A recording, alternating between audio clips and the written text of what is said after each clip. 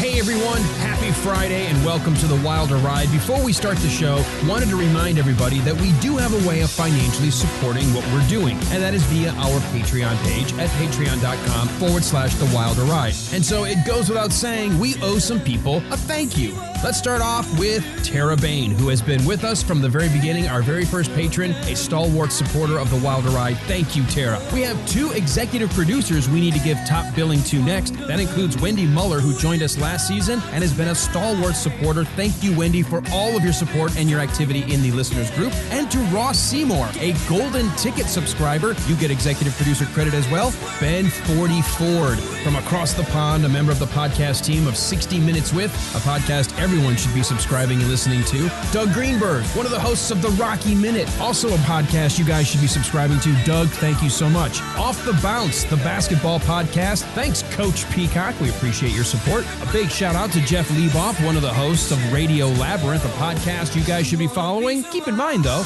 not safe for work. Also, a big thank you to Professor Robert E.G. Black, a podcaster himself, part of the Movies by Minutes family. He did the show Dave Made a Minute and Michael Myers Minute, also in the midst of The Room Minute. Yours truly, along with Walt, were both on Dave Made a Minute, and I was on the Michael Myers Minute. So thank you, Robert, for being a supporter. Melissa Moody, we appreciate your support being out there, and Rob Smithers. You guys are fantastic. It takes a lot to put on a show like this. If you'd like to be a supporter, please join our Patreon group. It starts as little as $1 a month. So let's get to it. Before we waste any more of your time, let's welcome to the stage, Gene Wilder. Inside this room, all of my dreams become realities, and some of my realities become dreams. What in the wide, wide world of sports is going on here? Alive! It's alive! It's alive! You are listening to The Wilder Ride, getting wilder by the minute.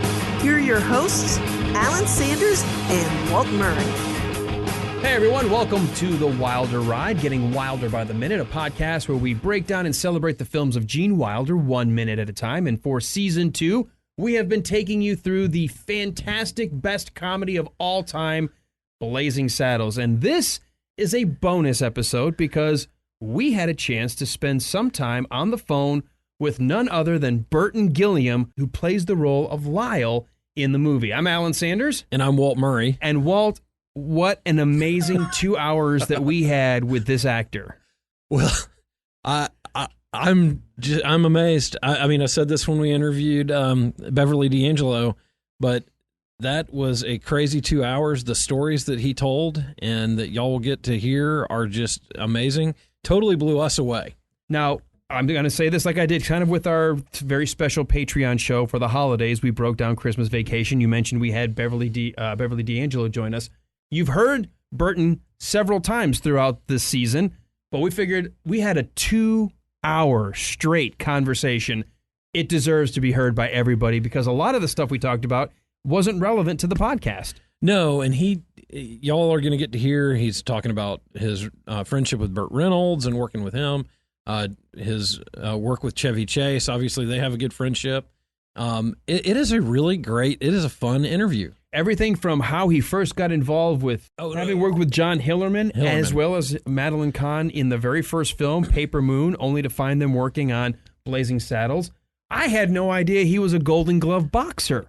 Yes, he had told me that story a few weeks ago, and I had really kind of forgotten about it. Golden Glove boxer, firefighter, and obviously ridden horses and done some ranch work of some kind. And because he saw an ad in the paper for some extras, and they were looking for people like firefighters and other things that could be in a movie, it just launched a career that left him in Hollywood for 23 years, and a career that he is still technically doing things today. He still travels around the country and does ads, mostly as Lyle, and still looks a lot. I mean, he doesn't look like he's aged that much, and he wears the distinctive red shirt, the black vest, the hat, and he's an amazing guy. I know he spends a lot of time as well doing golf charities. In fact, we had just caught him after coming back from the golf course. That's right. And He has to be one of the friendliest people I've ever met, and I cannot believe he just gave us 2 hours. It's only because of us. We don't want That's anybody right. to think That's that true. it's the magic of the Wilder ride. That's right. It's us. It's the pixie dust that represents you and me that we bring and sprinkle on every episode to spice up the life of all of our listeners. That's right. And I'm sure that if he does what he said he was thinking about doing, folks in our listeners group are in for a big surprise. Well, you're saying it now because we're doing it 9 months before we're done, or it's 5 months before we're done with the podcast, but he may have already been in this thing. He may have. So I'm going to cut that part out because we're not sure. Yeah, we don't know. He's probably already in. So anyway, let's just go, much like we did with Beverly D'Angelo, let's go ahead and right now segue it and begin with our discussion, our interview with Burton Gilliam. Burton Gilliam, welcome, and take it away. Where are you guys? We are in Georgia. You're in where in Georgia? Just a little north of Atlanta, a little town called Cartersville, probably about a 30-minute drive from the outskirts of Atlanta. All right, I'll bet you I've been through there then. Well, If you've driven down I-75 at any point, I-75 goes basically right off the main exit. okay, and I have a number of times. Well, okay, this means that the next time I'm through there, then I can stop and I've got lunch or dinner or whatever I want. Absolutely, or both. How about this? You tell us if you're going to be anywhere within a 70-mile radius, and we'll still get you dinner. Yeah, we'll come find you. Hey, that may be the best deal right there. Yeah. Do you ever get to the South much down here in the Georgia area? I used to a lot. I used to go to Atlanta to do a lot of commercials, but I haven't been to Atlanta in 7 or 8 years, I guess. Oh, Yeah. Well, tell your agent you got to get something lined up. Okay, I'm all for that. And you spend most of your time in Texas now, right? Yes, yeah, I do. I'll go back to California 3 or 4 times a year, and that's about it.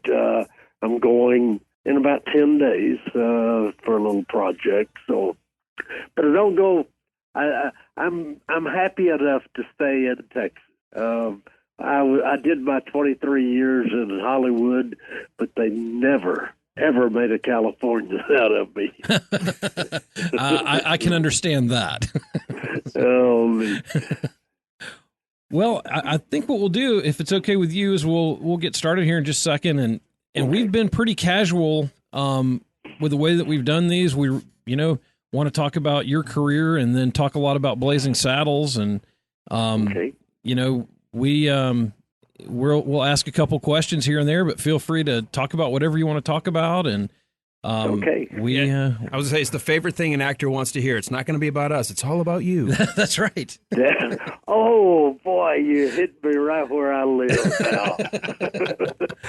I think I love me more than I love you anyway. It's just the way it happened. I'm sorry. And I don't care how long we're friends. That's still going to be true the whole time. The more you get to know us, the more that might be true. Yeah. It might not go the other. Okay, I understand. Hey, I've had a long-standing comment. The reason we have 6 dogs is I love them a whole lot more than most people. So, Yeah, that's the truth. And I certainly understand that too. We have 2 dogs, and we've had, my wife and I have had dogs all of our lives, all of our married lives, and the ones that we have at this particular time are always the best of the bunch, of course, these are always the favorite. Otherwise, why would That's we right. have them? So, Sophie and Sadie are our girls right now. We've had them for, I guess about 13 years. Oh, Yeah. wow. Yeah. I've got a young daughter named Sophie, but Really? Yeah. I think it's one of the most beautiful names that there is. I don't, whether it's a dog or a cat or a person or whatever, or a chipmunk, it's still a beautiful name. yeah, it's officially Sophia, but it sounds a little falutin', so she goes by Sophie with all of her friends. Yeah, okay.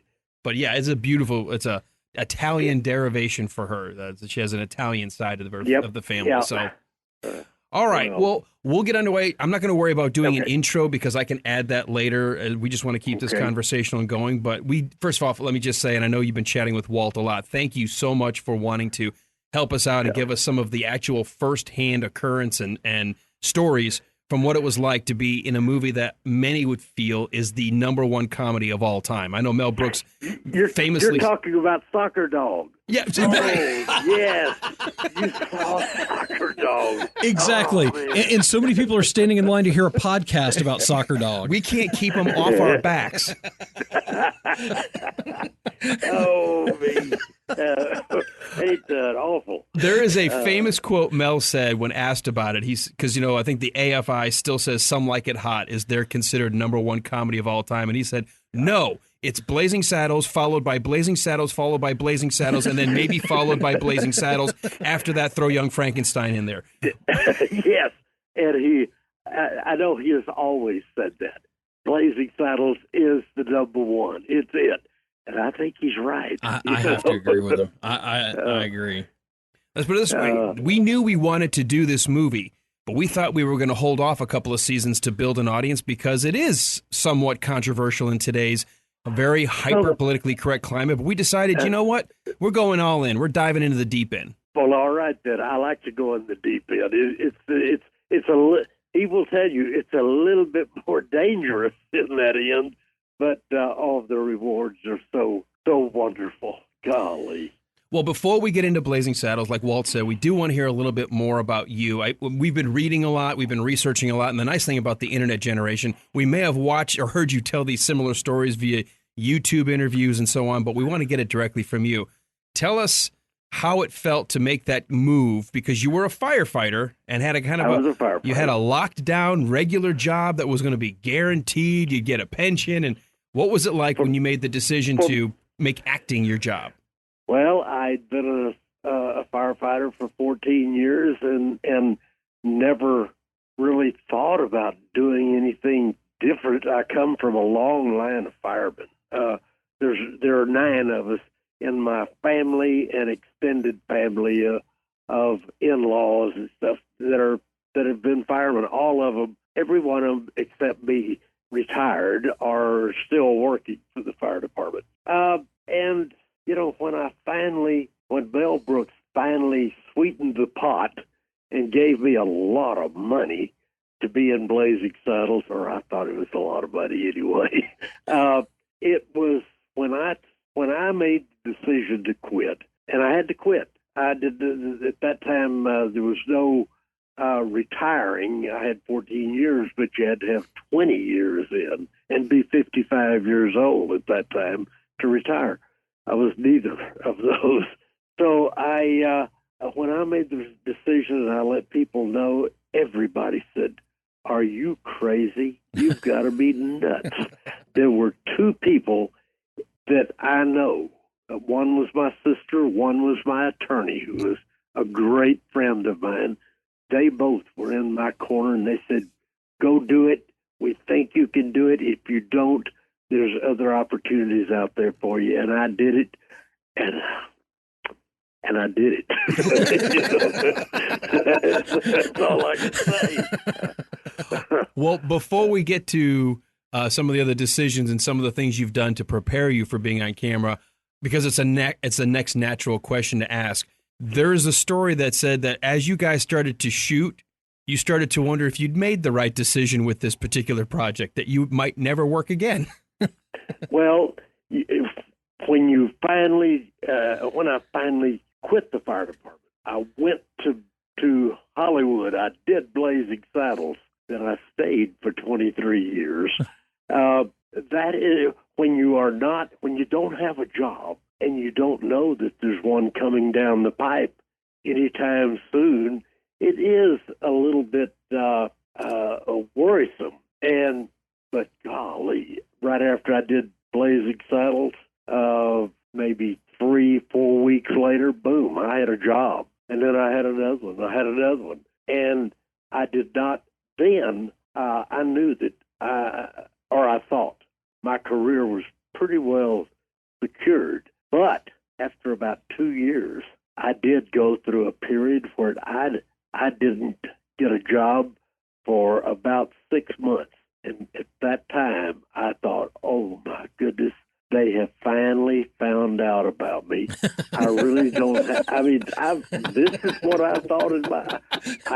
I don't have any talent. They have finally figured that out, and it's gonna be over. But then, I don't know, out of the wild blue yonder, I got a call from Peter Bogdanovich, and Peter says, "Listen, I've got this part in this little picture, call it Long Last Love." And, Burt was in it, and Sybil, and a whole bunch of fine people.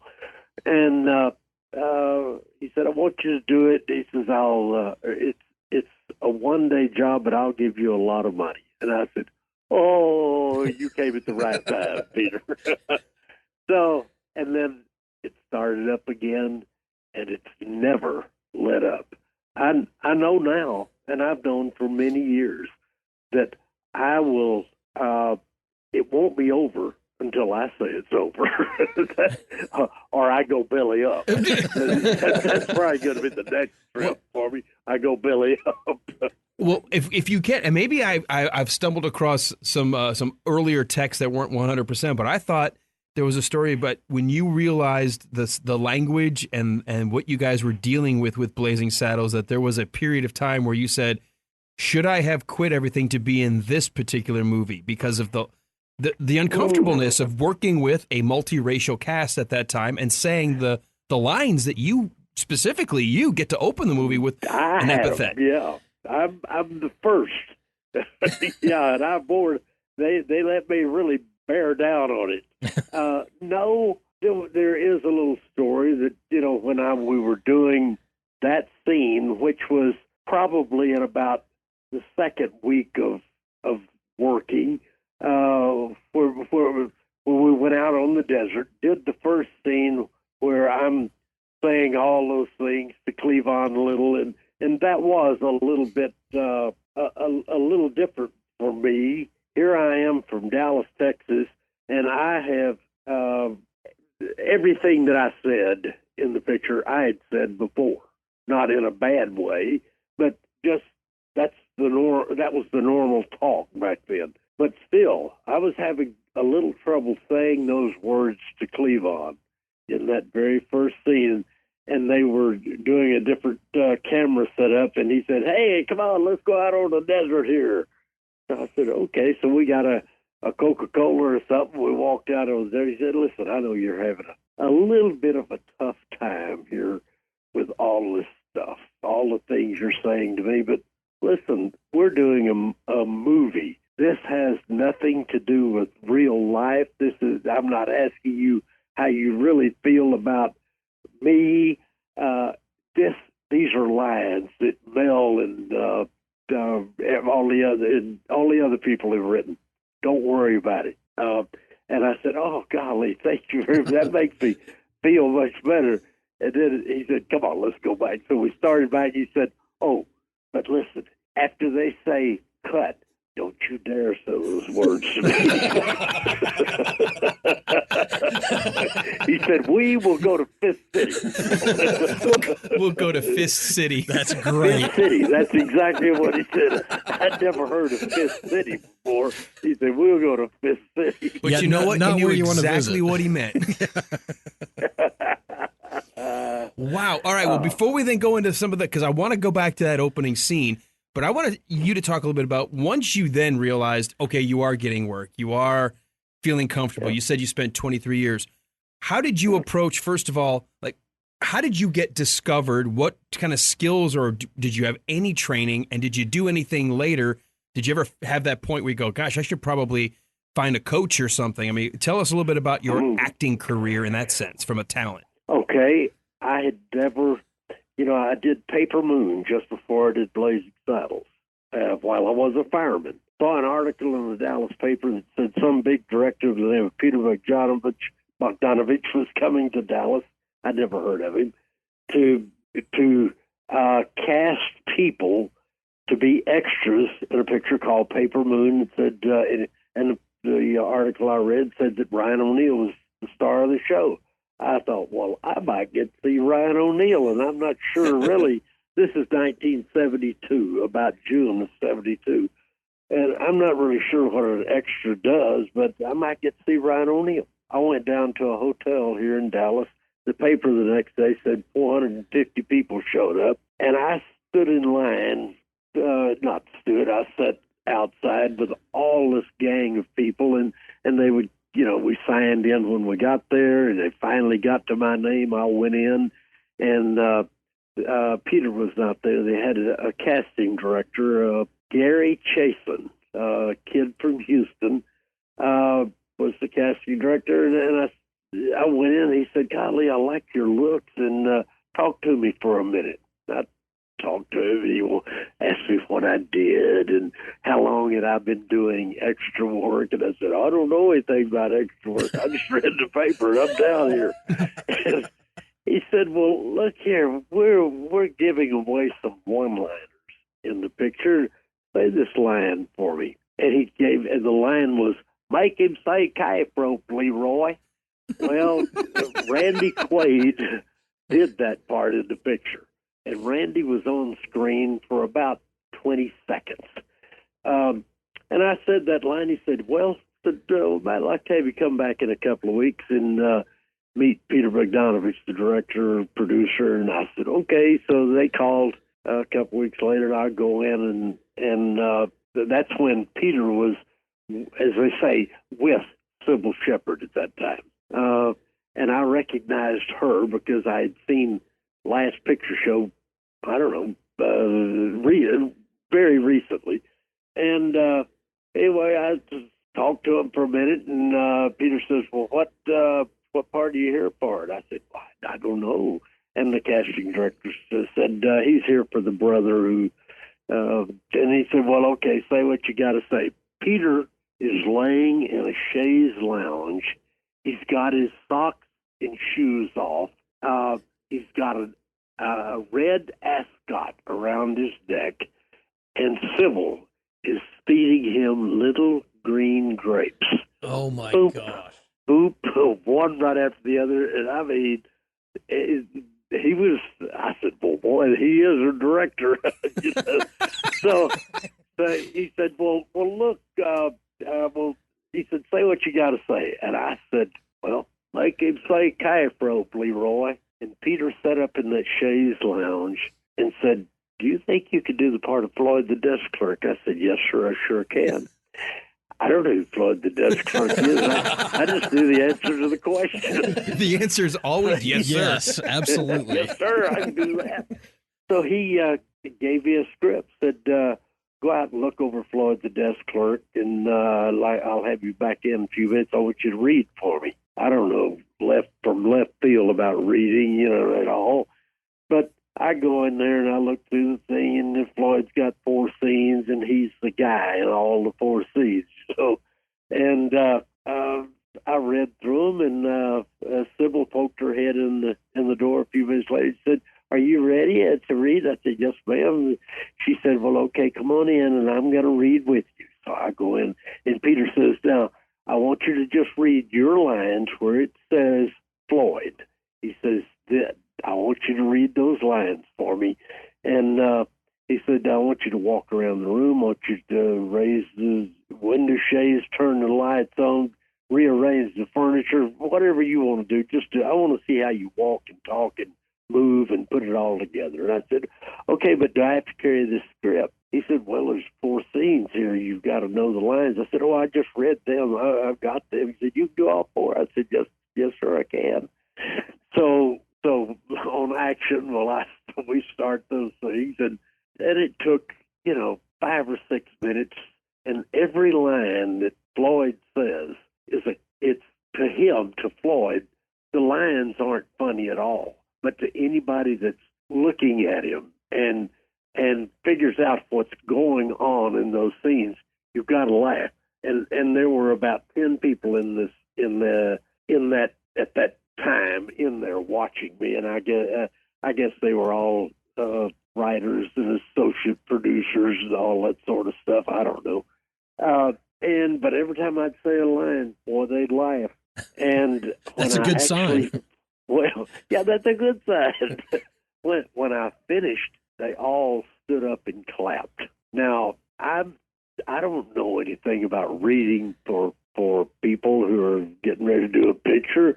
I just thought that's what they do when actors read for something after they're kind to them and they clap for them. I have never. It's a pity I've never clap. had it happen again, and I've never heard of it happening before, ever. But after I finished, well, they said, "Sit down, let us talk to you." So I sat down and talked about being a fireman and all that stuff for about 10 minutes, and then Peter said, "Well, thank you for coming in. Appreciate you spending some time with us." And I left. And of course, I go back to the fire station the next day, and everybody said, "Hey, you actor, did you get that part?" And I said, "Well, I don't know, but I think I did." And they said, "Well, did he tell you got it?" I said, "No, but I think I did." I said, "Well, he would have told you if you got it." Well, I didn't hear anything for about a week. Then about a week later, I got a phone call from Paramount Casting, and they said Peter Bogdanovich wanted to do this picture. And in about 3 weeks, they wanted to take me to St. Joseph, Missouri, and that's where it all started, right there. And then I did the picture.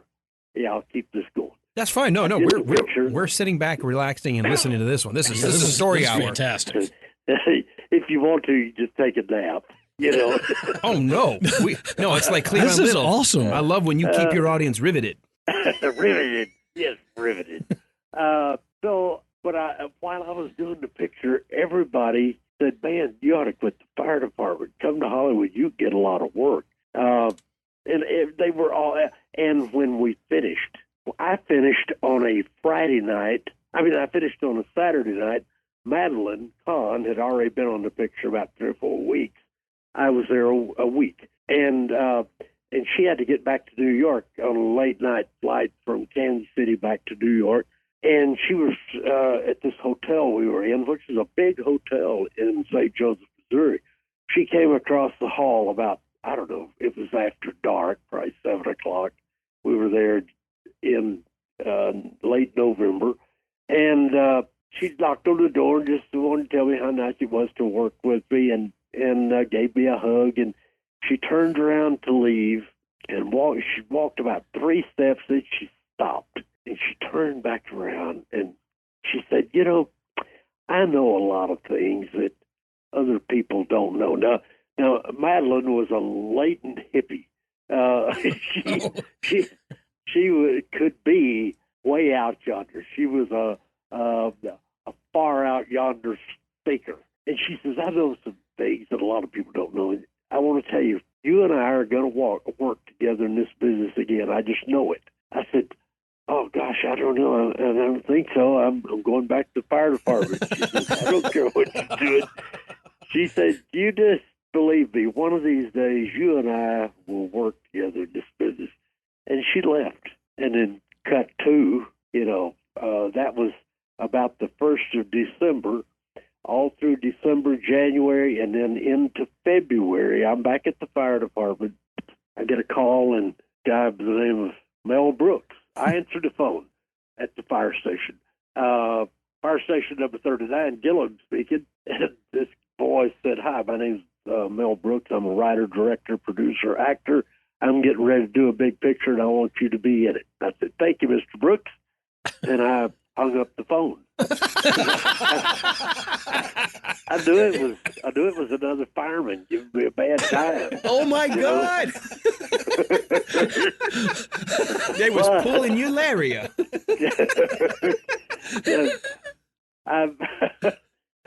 And I knew it was some other fireman giving me a bad time.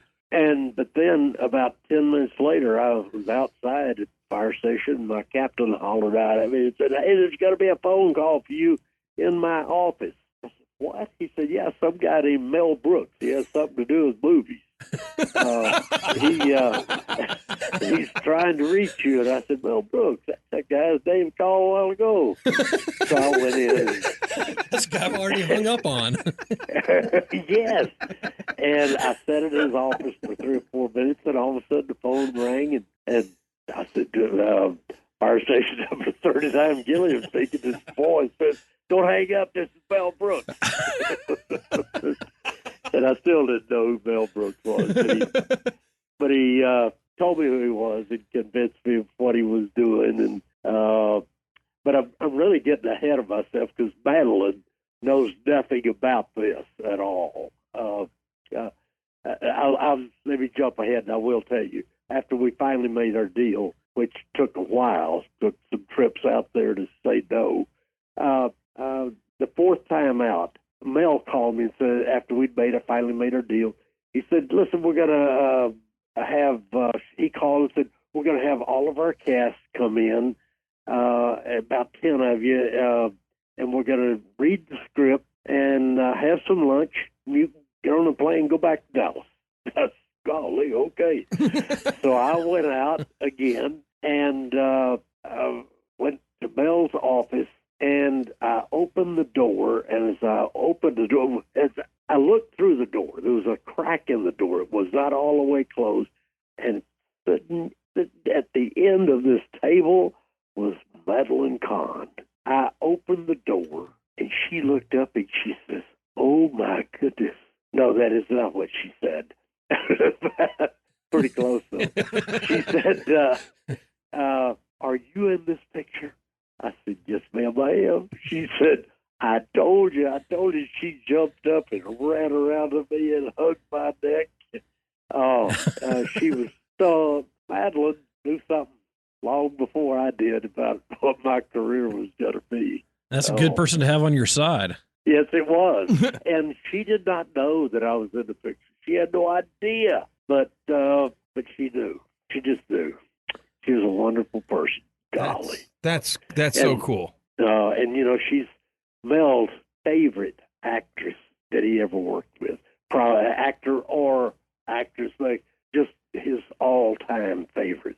So was she, I assume from what you're telling us, she was a pretty easy person and fun person to work with, I guess. Oh, she was. She was absolutely, everybody loved her. When we did Paper Moon, she had gained a lot of weight to play the part of Miss Trixie Delight. She gained about 30 pounds, and we ended the picture. We finished the picture about the 1st of December, and between December, January, and part of February, she had lost all that weight. When I saw her, boy, she was down, probably weighed 105 pounds. She was a little bitty gal. But when we were doing Paper Moon, she probably weighed 145 or 50. Wow. Yeah, because she's 5'3", so 30 pounds is a lot. That's a lot. Yeah, it was. It was a lot. But that was her normal weight, and she just knew how to get back to it. And I guess you do what you have to do when you're in that business. Well, yeah, I don't know that I could do all of that. But she was one of those that could just, whatever the role called for, she was willing. If it was a worthy character, I know that she knew how to get to that point. Yeah. So before we get then into the movie, which this is great because you're just segueing into all the stuff we don't even have to ask. Once you got into the career, did you do anything with a coach? Did they put you with anybody, or were you just a natural? And just between your accent and your dynamic kind of presence, did you just kind of go with that? As soon as I got there and got an agent, I got an agent while I was doing Blazing Saddles. I mean, everybody was sending me to see their agents. I was seeing all the big. Every time I had an afternoon off or a morning off, I was going to see an agent. But I finally went with John Hillerman. You remember John? Oh, sure. Right. I was going to ask because he was also in Paper Moon. And Magnum P.I. P.I. He was in Paper Moon, too.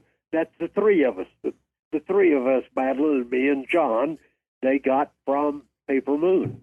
But I went with his agent and was with him for 3 or 4 years. And then, you get tired of an agent or they get tired of you and don't work for you like they have before, and you go somewhere else.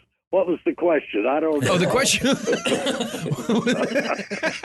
The question was, once you realized that this was going to be your career shift, you were working into Hollywood. Did you get a coach? Did you just kind of was a natural? I thought that I needed to get a coach, and I've thought out a couple of guys.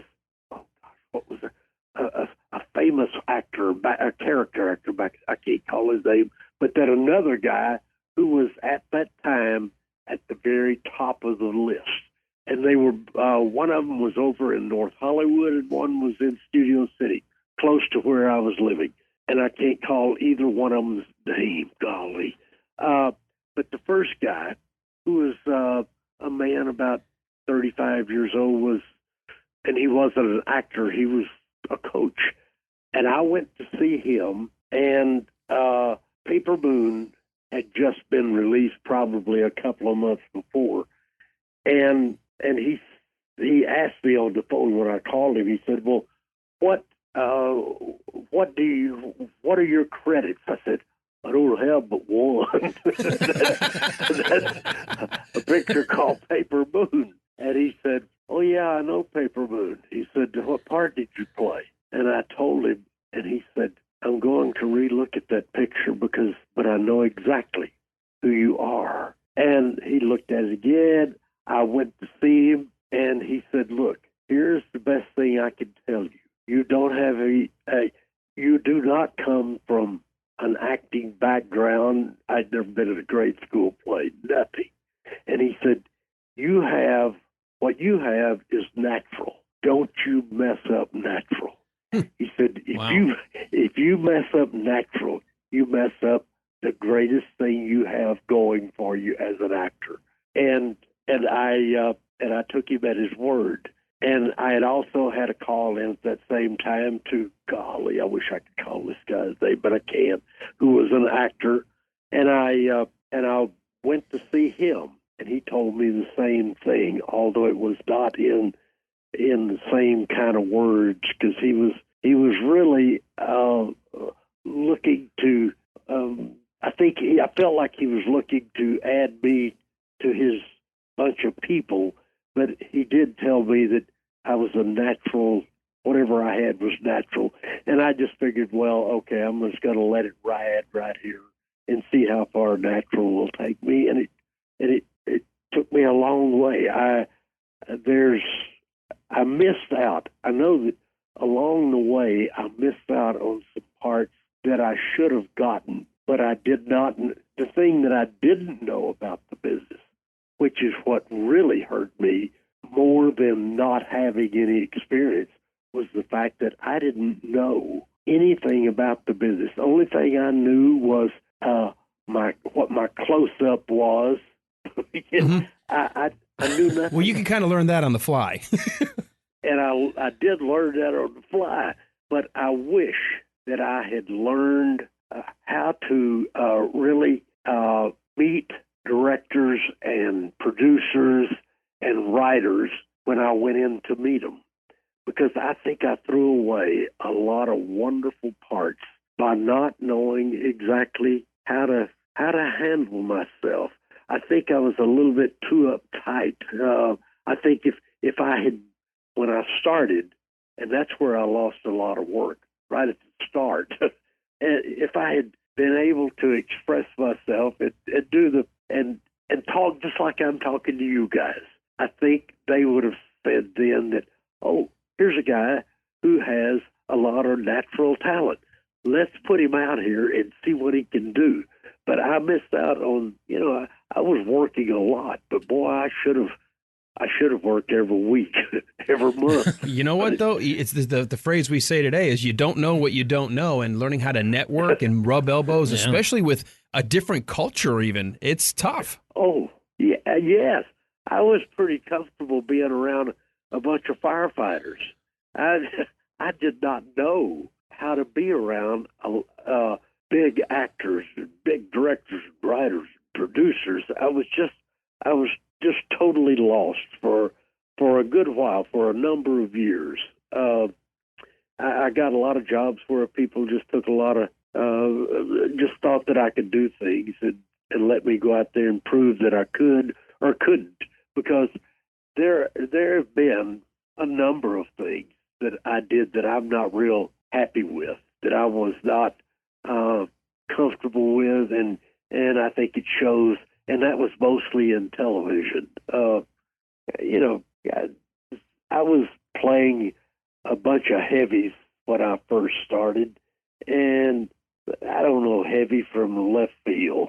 Well, it's funny that you say that, though, because even just going through your credits, you were in all the shows I watched as a kid, like BJ and the Bear and all those. Yeah. And I look back now, and like those had to be, I mean, for me, those were the fun shows to watch. And I always thought I'd love to be the bad guy. So you got to live my dream. Well, if I had just known how to be a bad guy, I think I would have enjoyed it. I just didn't know how.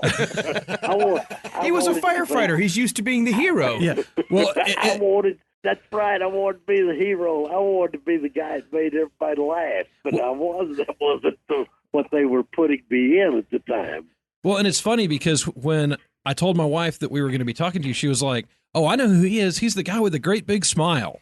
So you may be right. You might not have been playing to your strength at that point. That is what I've laid a real trail of things to do with my smile.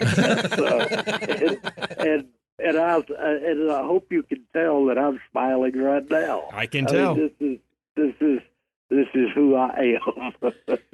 Well, I got to tell you, before we get to Blazing Saddles, because obviously you were comfortable in the Western genre too, because one of our family, and introducing what I love about being a dad of girls now, I've got 3 in college, 1 in high school.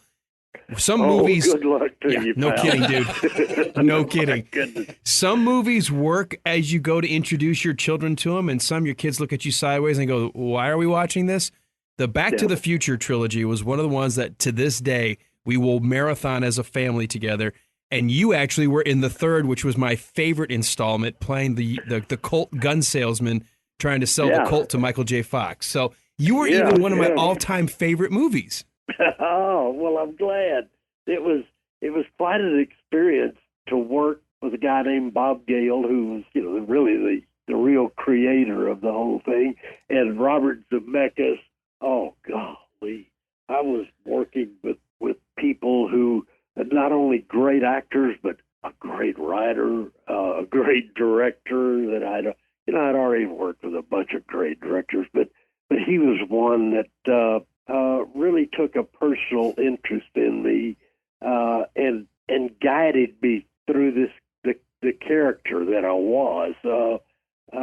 I loved working for Bob Zemeckis and never worked for him again. It's probably because he never, not that he never thought of me again, it's that he never had the perfect role for me to stick me in. Because, you like to think that you would work with people many times over a career, but that hasn't been the way my career has gone. I'll work once for them and maybe twice that I'm gone. Huh. Well, you're that what we would call today the working actor, doing stuff all the time. Oh yeah. What's it? Pauline Kael, who was a critic for the New York Times or New Yorker magazine, one of the two. And one time she said in a review of something I had done that I was the king of the one scenes, or something like that. Get him in and out, and he'll be real funny. But you did. At one time, Brown, golly, Brown, I can't call his name, but he was a casting director, and he wrote one time in the paper something that hurt me, but was really true. He said that I would bring a great character to the screen for 1 or 2 scenes, and I thought I liked that, but I didn't like it because he really knew that I was good for 1 or 2 scenes. Just, and the way I read it was, he just didn't think that I could carry that character through for the entirety of a picture. And Ross Brown is his name, and he was a casting director of a lot of things. But you were on like Evening Shade for the entire run, right? No, I did not do the last year because my character, I would do 4 lines a show and leave. And Burt, I was handpicked by Burt to do the thing. But after the 3rd year, I was not, when you're doing 3 or 4 lines, they can write you out so quickly. And I just wasn't having any fun as much as I loved Burt and so many of the cast. I just was not, I just thought, well, I'd rather get another job and look for a Hollywood job than do this character. So after the 3rd year, I told Burt, I said, Burt, they're just not paying me the money I want to make of this, and I'm not enjoying myself. He said, oh, please don't leave. He says, but I know if you tell them you want more money, they'll just say, well, goodbye. And I said, well, that'll be fine. I told them I wanted more money. They said goodbye. No surprise. Well, there you go. So it wasn't any surprise. Well, I loved Burt as everybody did. Let me. I'll tell you this. Burt and I has been gone about 5 months, something like that. 5 weeks before he passed away. 5 weeks before that, I got a video from him in the mail that said he was sitting in a chair, a big stuffed chair, and he had on a suit. And he had a cane with him, and he was just sitting there, and he talked real low, and he said, Burton, I just wanted to call you and tell you I love you, and I want to tell you that I'm so glad that you were able to make the name Burton work for you, because I couldn't do it. Because his name is Burton. His Burt's name was Burton Leon Reynolds. My name is Burton Lee Gilliam. I always called him Leon. He called me Lee. That is fantastic. But I will save that video forever. Yeah. I loved Burt as everybody did. And everybody that got along with Burt loved him. If you didn't get along with him, he let you know it, and he didn't want you to be anywhere around him. He hated Lee Majors. I can tell you that. oh my gosh, really? Oh boy. Yeah. Oh yeah. Yeah. I've got stories about that. I got a lot of stories. Well, I don't. You know how I said it's not about me, but I do want to say I can share this with you in the sense. One of the last movies that I think Burt Reynolds worked on, they actually shot a scene here in Cartersville at the Grand Theater, and it was called Hamlet and Hutch. And I was selected to play a scene with him on stage where I was playing this Shakespearean actor, and he was playing the aging, Hollywood star who was starting to lose his memory. And we had a great half-day shooting with each other. And what you described of him sitting in the chair with his cane, that's exactly how he was between takes, trying to just rest and take it easy. Is that right? And I will tell you, this is the kind of guy Burt was. I told this story after his passing on one of the radio stations in Atlanta. It's because people here don't know how movies are made. I mean, you learned as you went along. You didn't know how movies were made. Yeah. There was a call for a bunch of people from town to come fill the theater. They weren't going to get paid, but they knew Burt Reynolds was in the movie. So they all came because they wanted to see Burt Reynolds. And they came just because it was Burt. Right, but check this out. Burt hadn't... because we already filmed all the scenes with the camera from the audience's perspective, they had a stand-in to be from behind showing the audience. The audience wasn't going to work with Burt at all. But Burt knew that, and he realized, you know what? These people came to see me. We've got like 400 extras sitting in a theater not getting paid. He said, I'm coming out there. And he came out and just put the production on hold for about 30 minutes and just took questions and did Q&A with the audience. And I thought that was so cool. Now, see, that is Burt to a T. That does not surprise me in the least. That's the way he was with his fans. He was very aware that people loved him, and he wanted them to love him. And he willed them to love him, and they did. He was. I got to tell you, when I first walk on stage, and you know this feeling. I'm like, oh my God, there's Burt Reynolds. There's the guy I, as a kid, went to go see Smokey and the Bandit, came home and started, slamming my brake tires so I could, quote, burn rubber in my driveway and get my dad mad at me later in the day. And, you kind of have that little bit of like, oh my God, it's a star. But then within a few minutes, it's like, oh my God, he's just an ordinary, regular guy. He's so comfortable to work with. And by the end, I'm like, that's weird. It feels like I'm with just a normal, everyday guy. And I guess that's because he kind of was. Oh, that's who he was.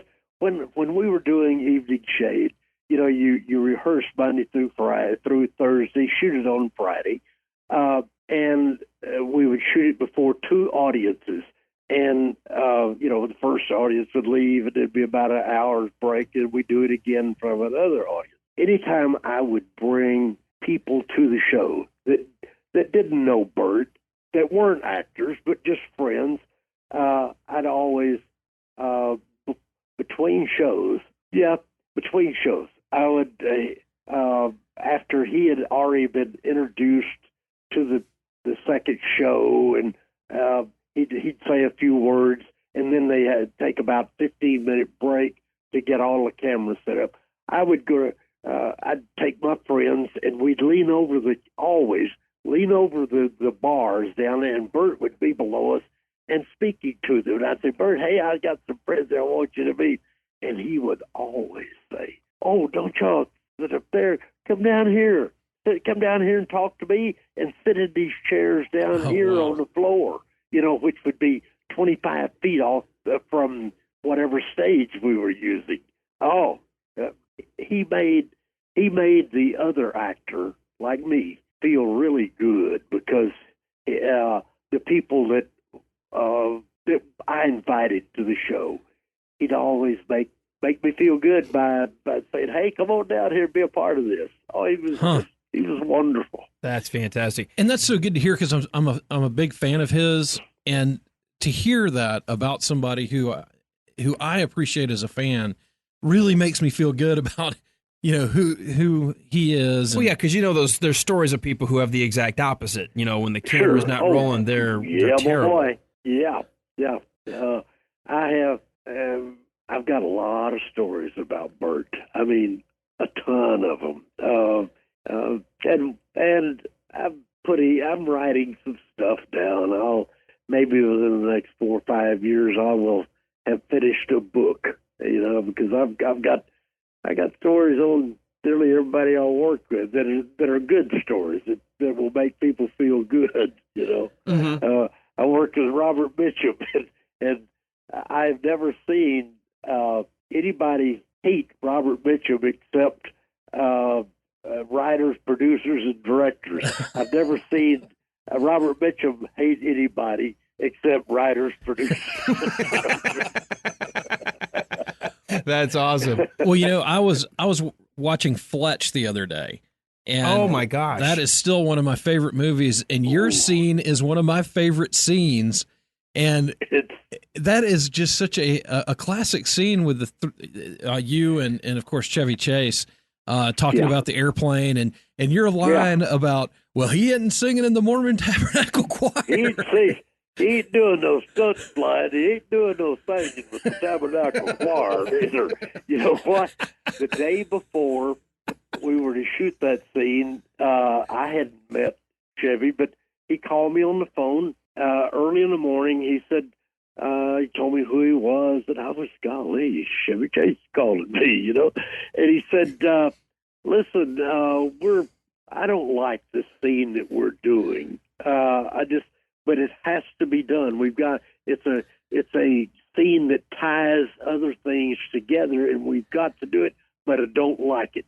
He said, would you come over here today sometime? They were working in a park over in Beverly Hills, and said, would you come over and have lunch? And he said, come over for lunch, and we'll, and I said, sure, I can do that. So I went over and met him and had lunch with him. And he said, here, let's do this way. We know what we're doing in the scene here. He said, but I'd like to start it same way it says to start it, the scene. and end it the same way we end it, but in between, we know where we want to go with it, but let's just ad-lib the whole thing and do it, what's the word? Why can't I call it? Just improv? Improv, yeah.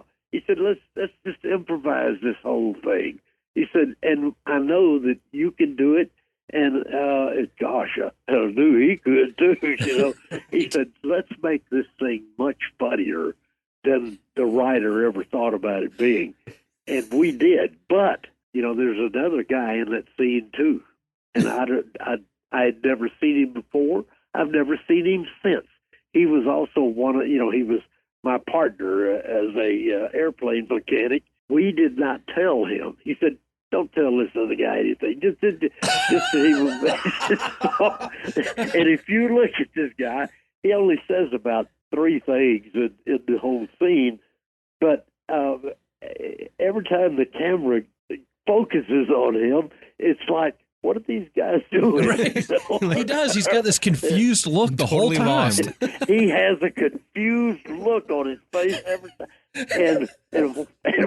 And we worked all day on the scene. He never said anything to me. Chevy and I have talked about this a number of times. He never talked to Chevy, and as soon as they said, that's a wrap on you guys, he was gone. I never saw him again. Poor guy. He probably thought he was getting completely written out of it. He may have thought that. Yeah. Hey, Burton, we're coming up on about an hour, and I don't want to cut off anything because we have hardly asked anything about the movie Blazing Saddles. How much time are you comfortable with hanging on? Well, have you got? Could you send over a Jack in the Box or something? We'd be happy to. Let's keep on talking there until we get tired, okay? Okay. Or until you get tired of me. All right. Well, I don't want to be, we're not going to take too much, I don't want to go like crazy, but honestly, you have been doing such a great job of being that master storyteller right now. I can't even focus on the questions I brought with me. I know. I'm having so much fun, Bert. I really appreciate this. This is so great. This is what I do, and I'm going to tell you something. My mom and dad both of them had already passed away just before I got in the acting business, and I can tell you that I'll be serious for 1 second here. I can tell you they would be so proud of me, but they would be much more surprised. I know that they'd say, he became a what? And he is, I know that they would. Oh, me, golly. Okay, we're back to me now. Okay. All right. Well, let's go back to where we were about 35 minutes ago now. Okay. Shooting what you said was about 2 weeks into the movie, but it's the first basic introduction of our hero and, of course, the villains. And we just got done recording the minute where I don't know if this was a direction of Mel Brooks or it just worked out this way, but the train track became sort of like the dividing line between two teams, and you and all of the other white overseers were on one side, and all of the railroad workers were on the other side, and you had the battle back and forth with both singing and then sort of that back and forth verbal thing going on. What was that like? You know what? I have never thought of it that way. I was on one side of the tracks; they were on the other side of the tracks. Then I eventually came across the track, stuck my finger in his nose. Golly, I didn't look at it as a barrier between us. But I did know that my character was on the other side of the tracks. I just didn't put it in those words. And his character knew that he was on the other side of the tracks too, but he didn't see his people as having to be on the other side of the tracks. Well, I think that's we're talking about 150 years ago. Right. Well, I think that's the brilliance of the scene. Yeah. Because you're both looking at the other ones as somehow on the other side of the tracks, and he kept trying to top you or make you look foolish, and then you were trying to top him, make him look foolish, and it worked brilliantly because within the space of the first 4 minutes, the first 3.5 are credits. So within the first 1 minute of dialogue, it's obvious who the hero is. It's obvious who the bad guy is. And yet we're laughing our butts off. Yes. And that is the greatness of the film right there, right off the bat. Mel did not want to, I know when he was writing this, and with Richard and all the other writers, they wanted to jump on this thing right now, in the very first minute, as to how it was whites against the blacks, but it was putting the whites in the proper place they should have been put in, which was not a good place. I don't know if that makes sense to you or not. It doesn't. No, it makes total sense. One of the first things we talked about in our first episode, because we don't want to put a disclaimer on every episode. I mean, you're adults if you're listening to the podcast. But one of the things we said was, if you're missing the point that this is a satire, and you are going to have to paint the bad people doing and saying bad things, so that way you realize those are the bad guys. We shouldn't act like them. You have to do that. Right. And I'm glad that we were able to pull that off in that first scene, because if we hadn't been able to pull it off in that first scene, the rest of the picture would have headed to the dumper, I think. I think you're right. Even though it was funny. I think you're right.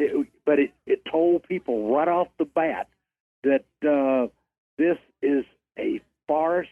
We're going to make people, we're going to jump on everybody here, especially the white folks. That's right. That's right. Well, and one of my favorite lines from the movie, and I had talked about this in our introduction episode too, but it's the one, being Irish, it's the one where Orson Johnson insults the Irish. And I'm like, that's a great line. Let's see, we'll take the blacks and the chicks, but we don't want the Irish. Right. No, we'll take the right. But we don't want the Irish. But we don't want the Irish. And then everybody's like, oh, and he goes, one group of people prairie we'll take everybody. The one group that looks like you say you don't want. Said, David Hutchinson said, horse or something like prairie that. Prairie That's it. That's what he was. Oh, prairie.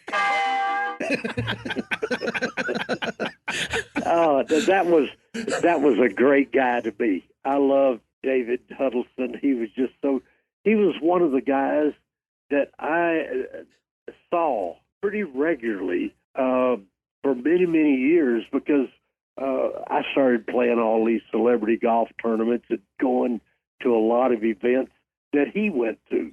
And I just I had to love him, because whenever we would be off around the country together and he would introduce me to people, he would always tell them about me being a fireman, and here I was, an actor. He just built me up.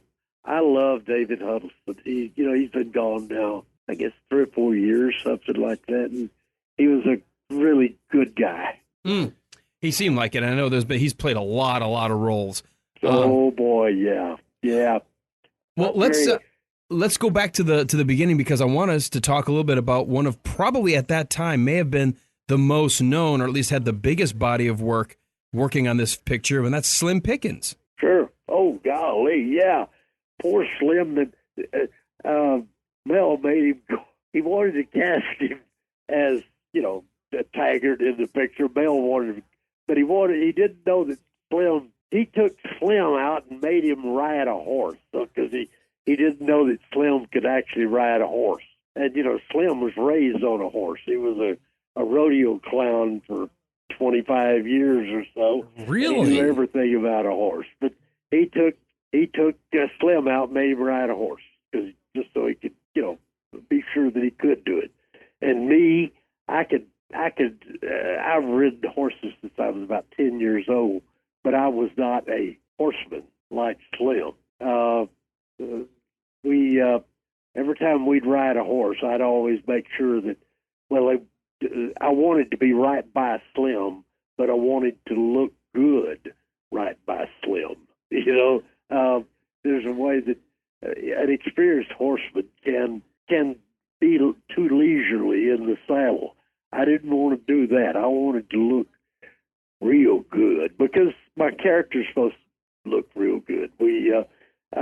My first wardrobe in the picture was not, I had this great wardrobe, black pants, black vest, red shirt, black hat.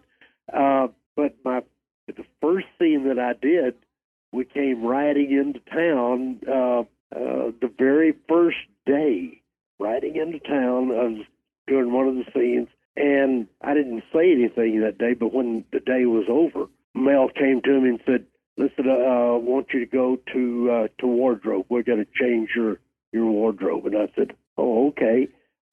My first wardrobe was, I just looked like any old rough cowboy.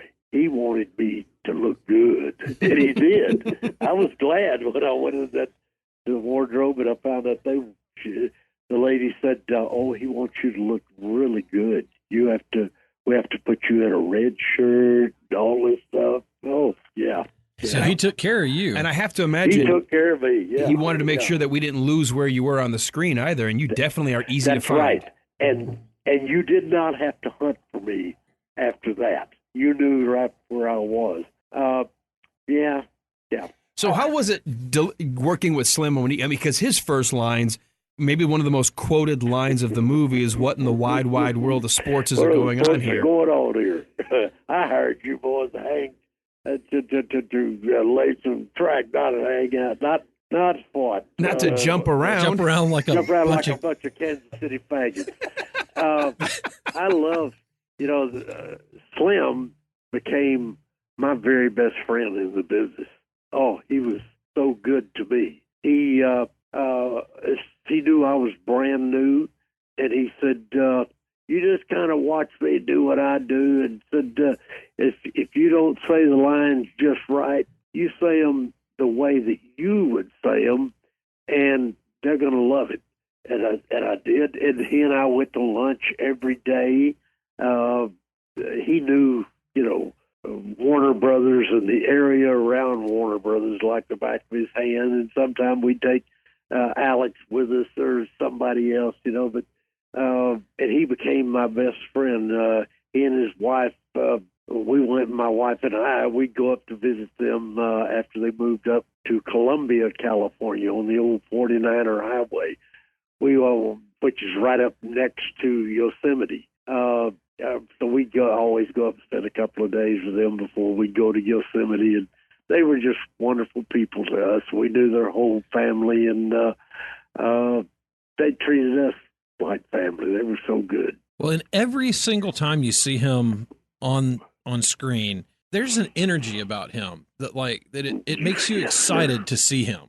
You're excited. As soon as you see him, you say, if you see him in the background, you say, this guy's going to do something. That's exactly right. You watch, this guy's going to do something. Absolutely, and he usually did. Yes, sir. And when I think of what's the name of the picture where he's riding the bomb? Oh, Dr. Strangelove. When I think of Dr. Strangelove, that's the first thing I think of is Slim riding that bomb. Golly. It's a great scene, and it's an iconic scene. Oh, it's one of the scenes everyone knows. They should, yeah. If you know film, you should know that film, that scene. What a great guy he was. Golly, he and I, we never worked again on a picture together. We did a series of commercials together for some kind of a credit card. I've forgotten what it was. It was something that's local to California. It wasn't a national card, but we did a whole bunch of 10 or 12 of them over a period of time. Did you do him in the character from Blazing Saddles, or was no, we didn't. And he and I always wanted to, but they were the product people or the advertising agency. One of the two of them, or both, were afraid to get into the controversy that might have been started by Blazing Saddles. They just didn't want to mess. They didn't want to get into it. Yeah, no reason pulling in the greatest comedy of all time. So why do Yes. your advertising? Oh, yeah, right. Golly. Well, as we know, Walt, we when we talk to a lot of behind the scenes executives and bean counters for many of these movies don't have a clue what the No, audience actually they likes. They don't. I bet that's true. Yeah. So I'm trying to think through, how many scenes did you have with you and Gene on screen at the same time? Couple of scenes. We only had a couple of scenes that we never really worked. Yeah, the first together. one, I think, is your confrontation when they show up and you make the comment about shooting the sheriff to help pick Mr. Taggart's attitude up. Oh, that's right. Exactly, yeah. One, on the count of three. And then, of course, when all the gang of bad guys got together and Harvey's on the rock, go do your voodoo. Oh, that's right. Go do the voodoo that you do so well. That you do so well. Gosh, that was another scene that will always stick out in my mind because Harvey wore a hairpiece in the picture, and the wind was blowing so hard, and the front of his hairpiece would just stand up, flipping up.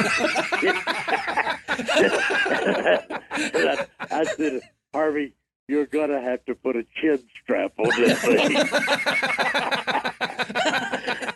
and he always, for years, he and I used to go all over the country playing these golf tournaments, and he would always call me the chin strap kid. He'd say, here comes Lyle, the chin strap kid. What a name of another character for a wacky Mel Brooks movie. The chin strap kid. Yes. Strap kid. Hey, that's chin strap kid, yeah. Well, how is Gene to work with? You know, of course, our podcast is kind of centered around a lot of his work. How was he to work with? Who is that? Gene Wilder. Oh, Gene was so good. He was an actor who made the words pop off the pages. He could take. He was so quiet on the set when we were working off doing something else, and he had some time. He was reading a book or reading a script, and of course everybody knew that I was brand new.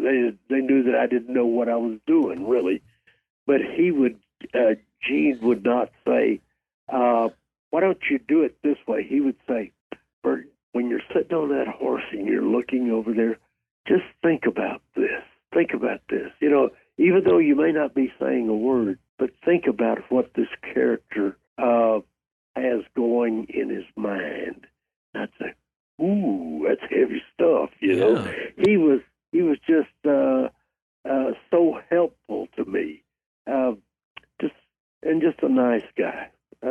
Just a nice guy, and very quiet. And he's the only one that over the years I never ever saw him again. Well, I did see him at the world premiere, but other than that, that's the only time I ever saw Gene. But gosh, he was such a quiet, wonderful guy. And we've talked about this when we were doing Young Frankenstein, that there aren't any books out there. There's nothing out there that's like, here's all the crazy stuff Gene Wilder did, or here's all the people Gene Wilder pissed off. And there should be.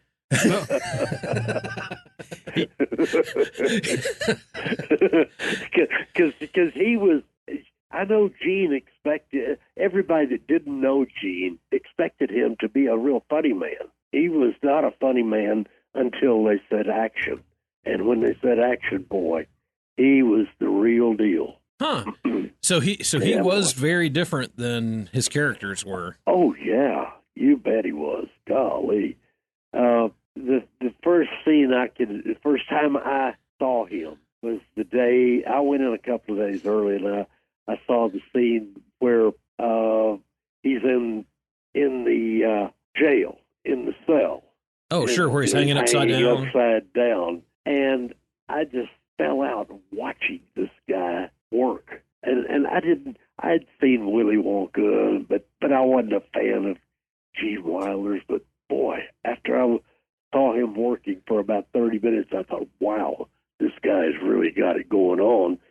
was in between scenes, in between takes. He was just by himself. I know what he was doing. He was thinking about his character. But then as soon as Mel said action, boom, he became that character. He was so good, so good. And you probably know that he was not the first choice for the Waco Kid. Right. Do you know that he wasn't the second choice for the Waco Kid? I know that as well. Okay, all right. And actually, it was thanks to, and the second choice was Gig Young, who apparently they had convinced Mel was not a problem anymore with his alcohol abuse. Yeah, right. But apparently, as you put him upside down hanging from a bunk, that didn't do so well with his belly. They just couldn't get him to say anything. You knew it was a drunk hanging upside down. And of course, they had Dan Daly before him, and I grew up on Dan Daly. Man, he was Dizzy Dean, Yeah. And I was real excited that I was going to get to work with him, but that didn't happen. No, the story, and I'm sure you do from behind the scenes, but all our research, what I love is Gene Wilder was initially being thought of for the Hedley Lamar role, and he's like, that's not me. Yeah. I want the Waco Kid. And Mel goes, you're not old enough. You're a Jewish guy. You can't play a grizzled Old West Elkie. He goes, well, that's the only role I can see myself playing. And Mel said, I'm sorry, you're just not going to do it. And look what ends up happening. He ends up being one of the greatest accidental castings because Mel was so desperate. He's like, Gene, can you get on a plane and be here tomorrow? We've got to have you come in here. Yeah. Choice number 3, come save this movie. And the thing is, think about it. If Gene were a different kind of guy, he could have been all arrogant about it, and I know he wasn't. I think he just was like, thank you for letting me get in here, and I'm going to show you that I'm the right guy. And he did. This is my favorite Gene Wilder movie of all time. I love all of his roles, but this one, 45 years after it aired, we're coming up on the anniversary because it aired for the first time in January of 1974. Right. I have been in love with this movie since I first saw it. Oh, golly. Well, I had one opening before that, one world premiere before that was Paper Moon, but there was, but when Blazing Saddles, the world premiere, I had already seen 3 rough cuts. I'd seen a rough cut a couple of times, and I'd seen a night when they were showing the picture to other people in the industry. And the people just were, they just loved it. They laughed. And I told Mel, I was sitting with Mel one time and watching it, and I said, and when it was over, I said, golly, it looked like we got a big hit. Of course, I didn't know what a big hit was. He said, this doesn't mean anything. These people are paid to be here. So let's wait and see what they do when this thing premieres. And boy, it premiered. And back then they didn't do what we call forewalling. Now they did a picture. Our picture showed at the Avco embassy in Brentwood for about 10 months. And it was just great to go to one theater to see this one picture, and everybody did in that 10 months, That's amazing.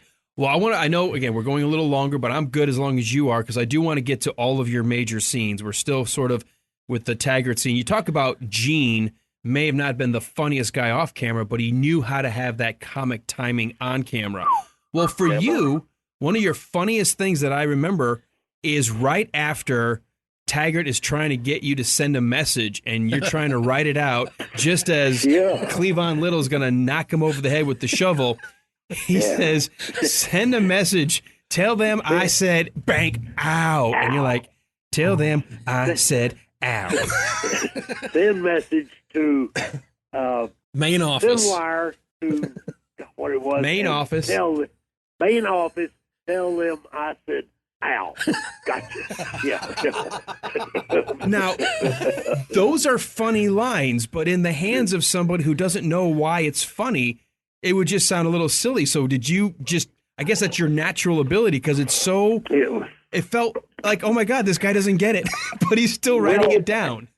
I think, in the fire department, really, everybody, if you're in a one station house or two stations, which would be 5 people, 5 guys or 10 guys, everybody kind of takes on a role. And when they're not fighting a fire, you know your place. When you fight, you have a certain thing to do. But when you're just hanging out around a fire station, everybody kind of has a little role, I think, and that's the part of being a fireman that I loved. And my role was to be the funny guy. I can see that.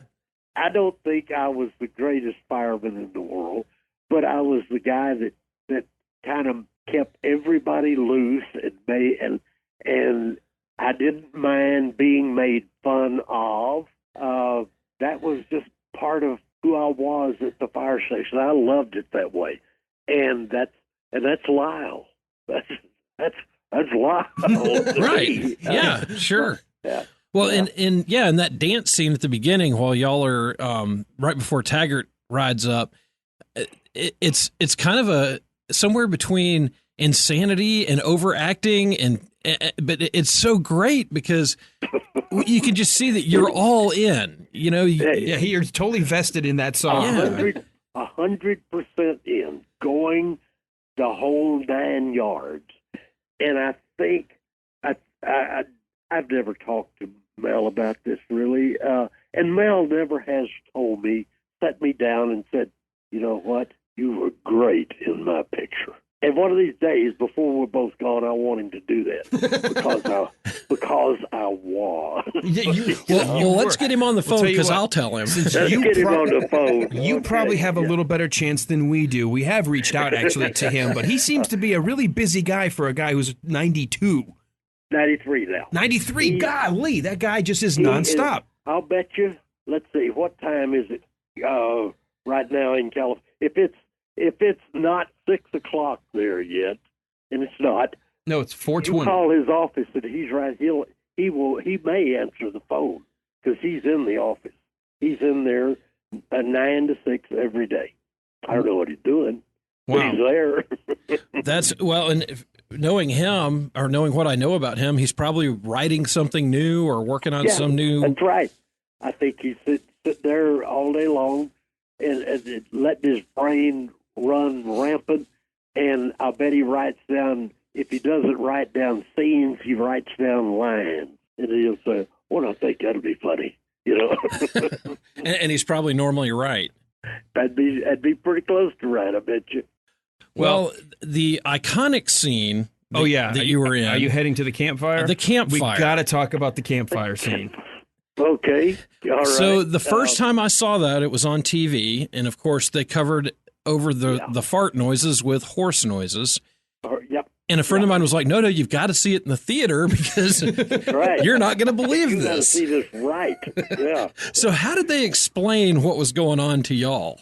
Well, that scene took a day and a half to shoot because there were so many people there were about 10 or 12 cowboys, and there were horses all over the place, and then there were, there was just a lot to do because when you have that many people, you've got to do close-ups on every person.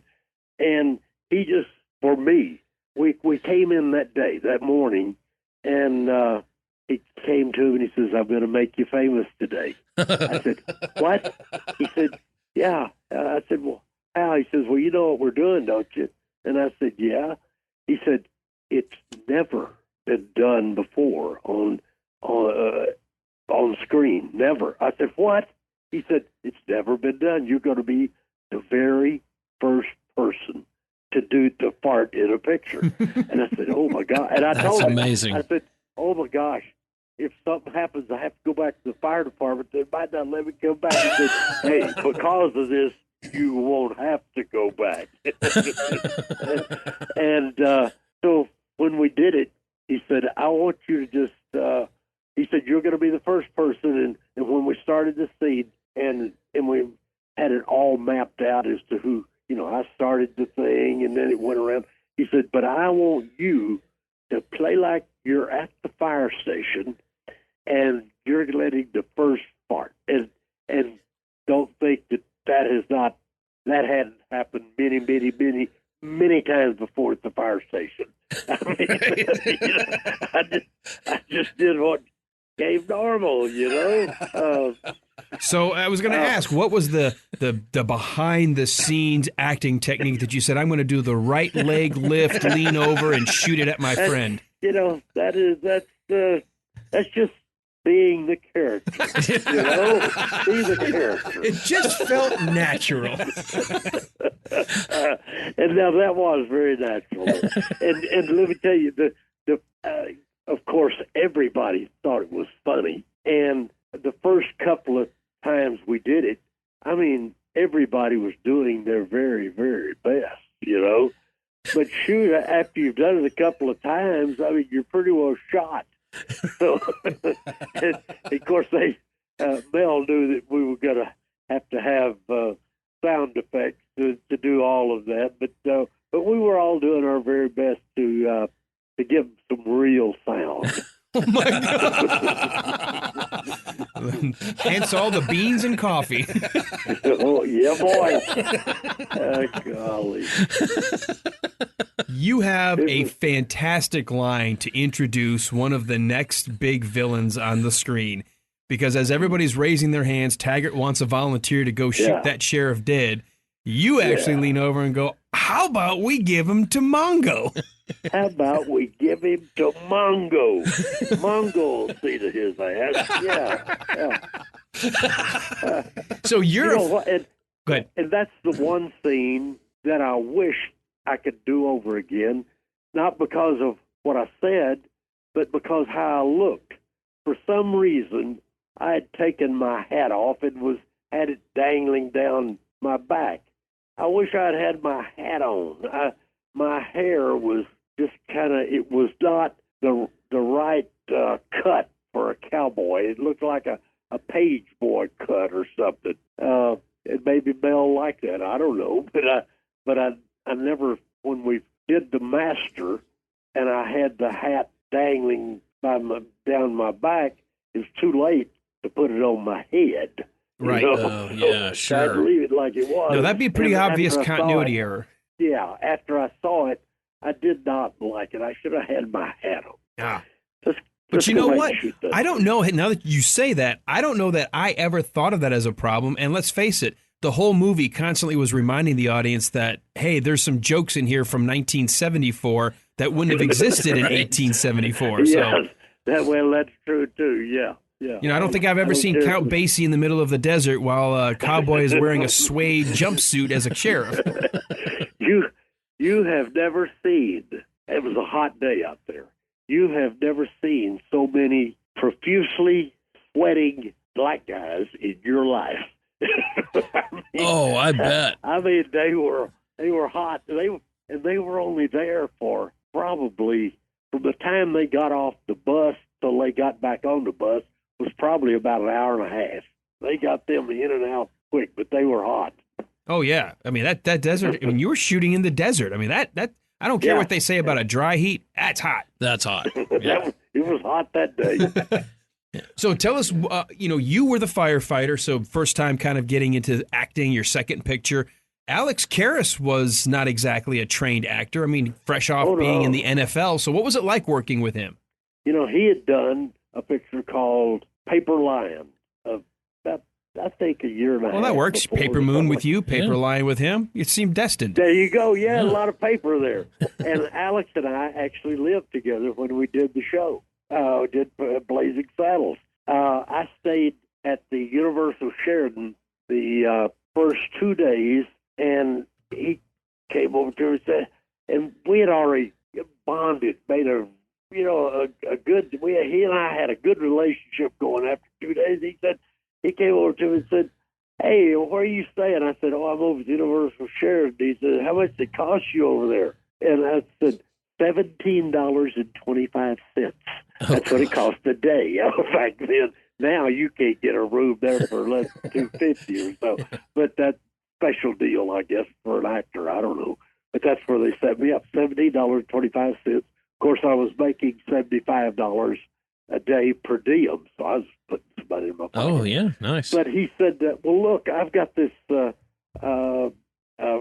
two-bedroom apartment over in Studio City, 5 minutes away from the studio, and you got your car. I drove my car out, and he said, and he didn't. He flew out. He said, come over to stay with me. Won't cost you a dime, and we got your car. So he and I were together for 4 weeks, and it was the best 4 weeks. We had a great time. And when they said that's a wrap for the day, boy, he and I we'd go to restaurants. He knew his way around Hollywood and around Los Angeles already. So we were in, and he knew how to go to these places where we could eat for nothing. They were just glad. They didn't know who I was, but they knew who Alex Karras was. Come on down. That's fantastic. That's awesome. Since you roomed with him, you can give us sort of the insight. What was his take on Mongo and playing this character? He was not really excited about the character because he thought it was just a silly character, making fun of some guy who didn't have a lot of brains. But everybody else, I thought he was great, but I don't think he ever thought that he was doing. I don't think he ever put that much credit in his character, that he really enjoyed it that much. I never had that feeling, even after the picture was over and it had become a real success. I don't think he. Well, really that's too enjoyed bad it. Because Mongo is a real endearing character. I like Mongo. Oh, he's a lovable character. You bet. Oh man, It's perfectly well written by Richard Pryor. I know he was responsible for just about all the Mongo characters and scenes. Stuff. Yeah. And I love the fact that Mongo is slowly won over. Like Bart, that's the beauty of this movie.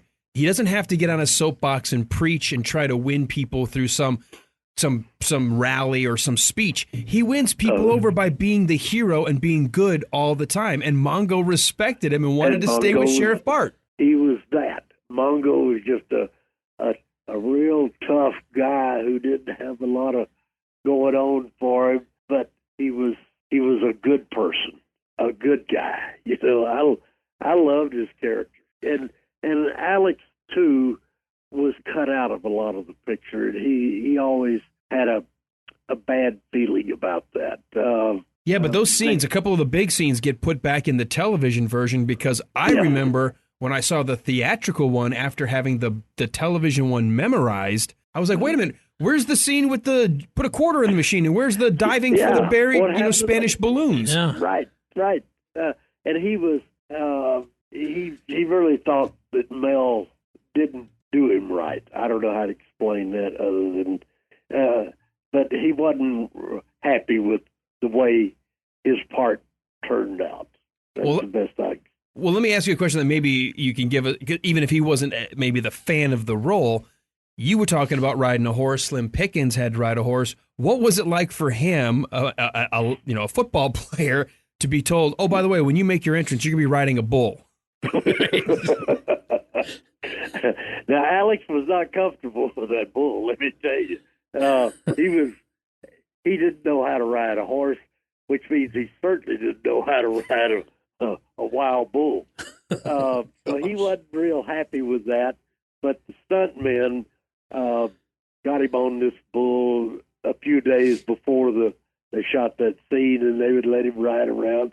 And he found out the bull was really tame, and he wanted any, but he didn't like it to start with.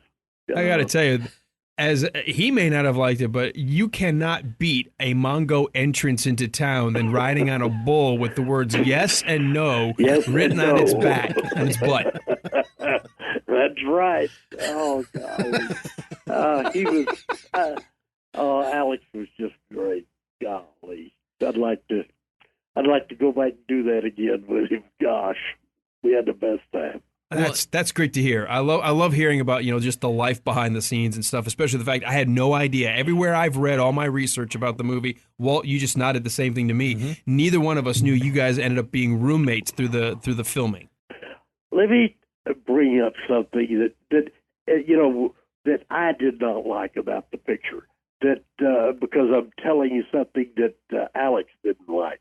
And this was just by a mistake, but it's still in my craw and will be there till I'm gone. When I went out to see Mel, I told him no the first time out. I told him no the second time out. The third time out, I told him okay. And he had already told me in the second time out, he said, if you'll do this, I'll give you paid ads. I didn't know what paid ads was. Paid ads. Do you know what paid ads are? No, I don't. Paid ads are whenever the movie is advertised and people's names starring so and so and so and so and so and so. Those are paid ads. He said, I will put you in the paid ads, which means every time it was advertised, and had all the big stars' names, and had the writer, the producer, the director, my name would be right there. Let me tell you, the first time I saw the picture in a screening, I was not on the front credits. I wasn't on the end credits. After I saw it, and I thought, well, maybe I missed it, but no, I didn't, because I wanted to see my name up there. I was supposed to be also starring David Huddleston, me, and Richard Carlton, whatever his name was. My name was not anywhere on the front credits or back credits. I called Mel and I said, Mel, I'm not on the credits. He said, well, sure you are. You're right up there, right after, what's his name? And I said, no, I'm not. I'm not on the credits anywhere. He called me back in a few minutes, and he said, oh, my gosh, you're not on the credits. I'll get it fixed. He did not get it fixed. He couldn't get it fixed. This was about 3 weeks before it was going to opening in the theaters. The best he could do, he put me on. I was not anywhere on the front credits. I was never in the paid ads. He put me on the end credits right below his name, starring so-and-so and so-and-so, Mel Brooks, and then Burton Gilliam. But what he had done, he had forgotten, and I just certainly didn't know. I didn't have an agent. When there are two parts to a contract. One is your billing contract. One is your money contract. Of course, they did the money contract, but he forgot to send in the billing contract. Nobody ever knew my name at all when it was being, and they don't know it today. If I had been on the front credits, if I had had paid ads, that would mean a few $1 million more to me. I didn't know that at the time, but I know it now. Anytime that big stars of a picture are invited to anything or talked about, the people go to the paid ads and look at it. My name was not on the paid ads.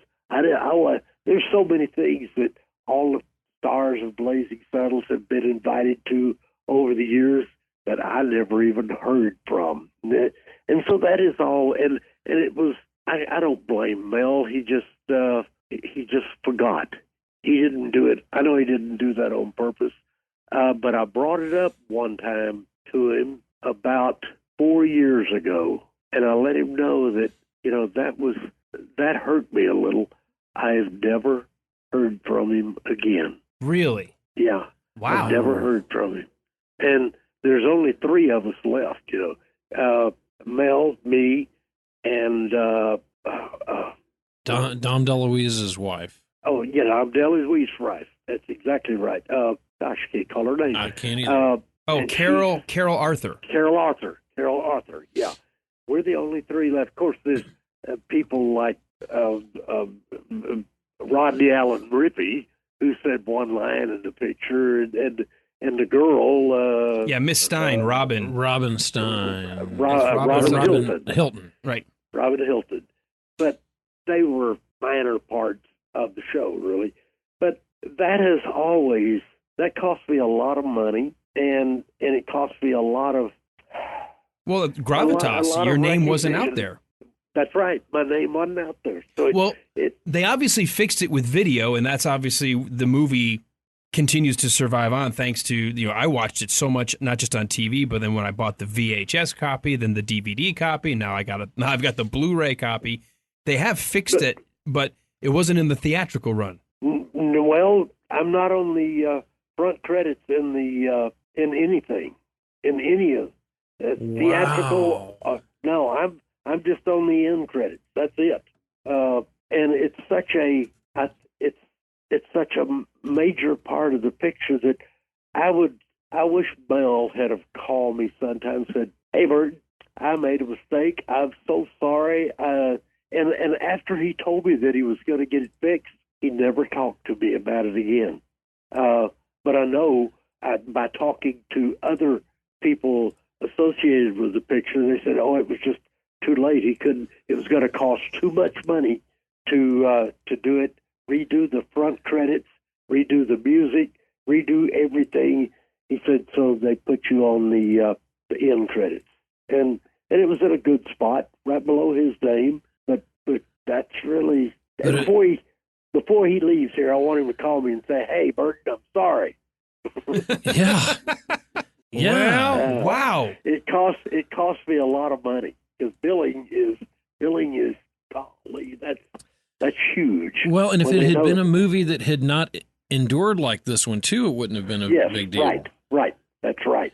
But, exactly. I mean, I remember watching it in the theater when I was in college. I saw it in the theater like 3 years ago, and so yeah, that's a big deal. It is. Yeah, but.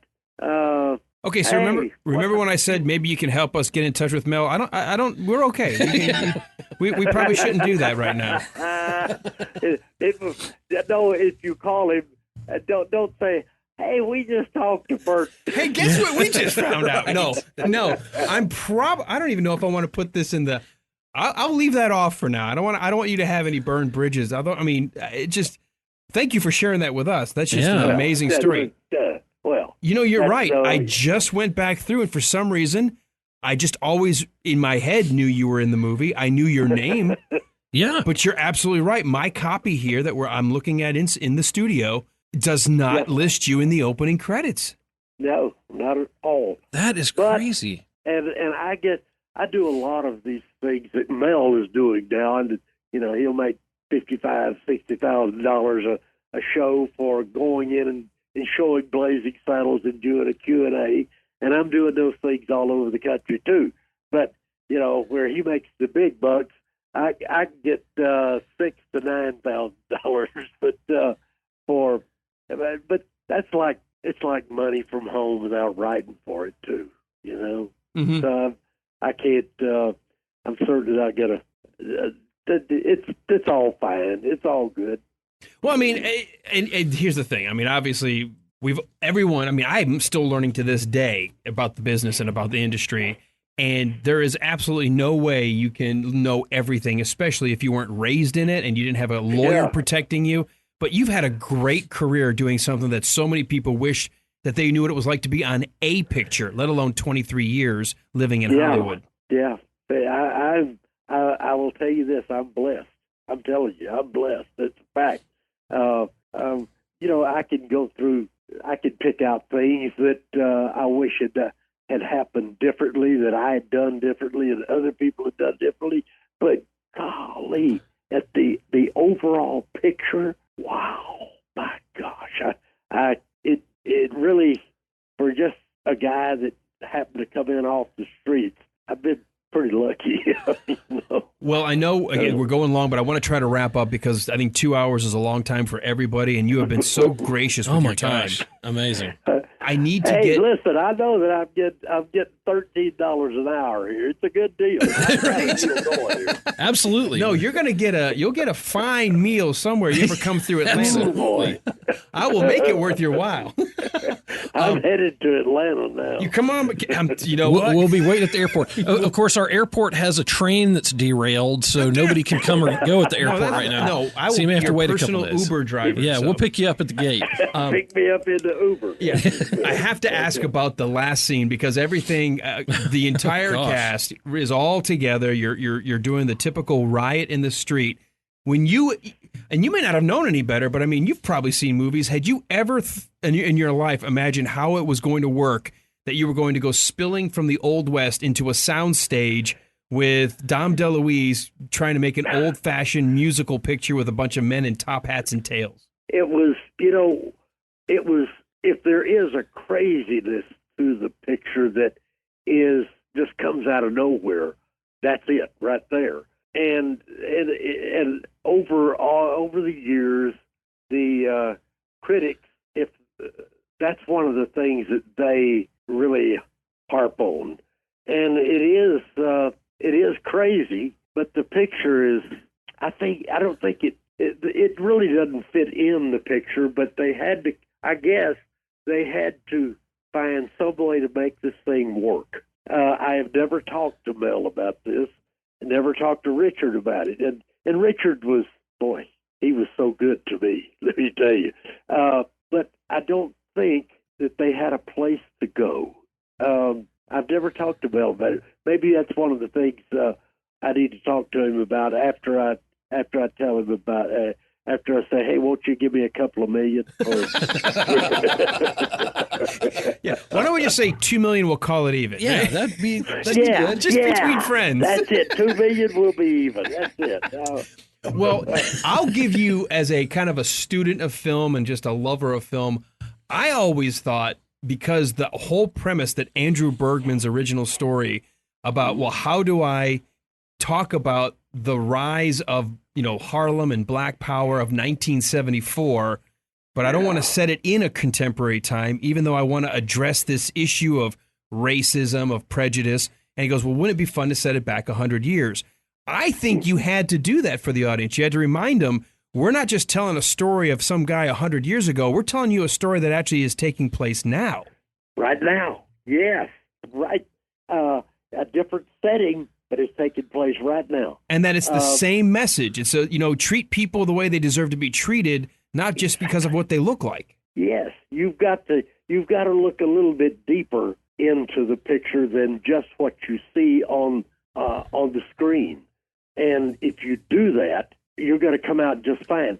Oh, and speaking of that, over the years, I have had one person get in my face about being a guy who called blacks bad things all through the picture, and I'll tell you who it was.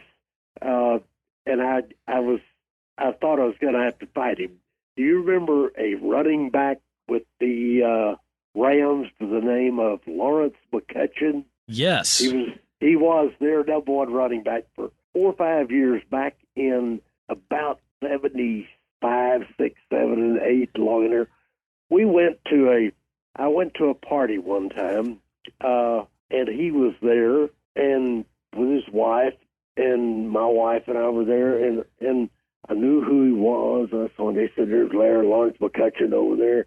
And he stumbled over to me after a while. He was drunker than a skunk. And he said, hey, you that guy in Blazing Saddles and so.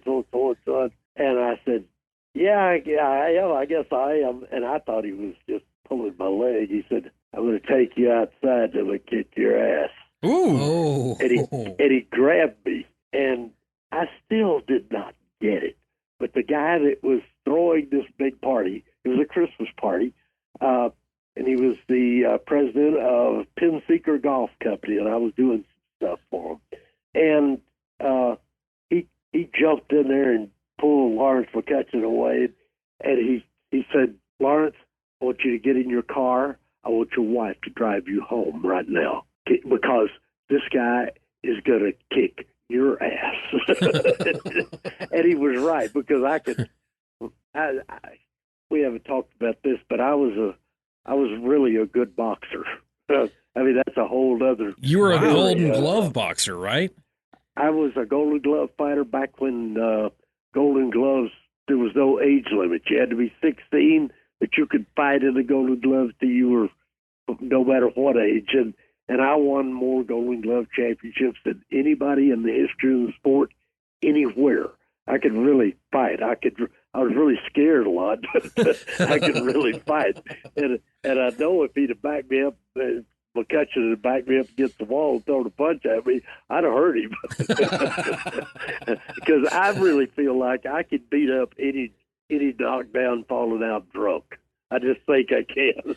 Well, that would have been on your side. If he was falling down drunk, that always adds. It evens the odds in your favor. If he's already fallen down.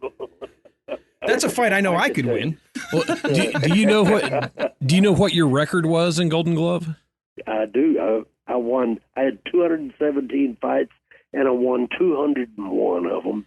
And I should have lost only 2 fights. You know, when you have that many fights, you get what we call snuck up on. And I got snuck up on a couple of times by guys that weren't as good as I was, but they pushed me around a little enough to win a decision. You know, I fought one guy that was, I think, a little bit better than me. I lost 2 close decisions to him, but he was really good. You know, and I used to work. I went on and beat 2 in the Golden Gloves. Not in Golden Gloves, but in amateur fighting. I beat 2 guys that won the world championship, not world amateur championship, professional world champions. So I worked out with pros when anybody came to Dallas, if they were anywhere close to my weight, which was a welterweight. Well, all the people in town would say, "Well, you need to get this guy to work out with you." So I could beat a lot of, you know, they were 10-round fighters that were real good, but I could hang in there with them pretty good. Wow. I Okay. had a good time. Had no idea, but now the question is, when you were doing all the stunt fighting and all those people are rioting, did you ever have to keep yourself in check? I mean, how did you make sure I know you don't want to throw a real punch, but one time, no. Nah, I was just swinging.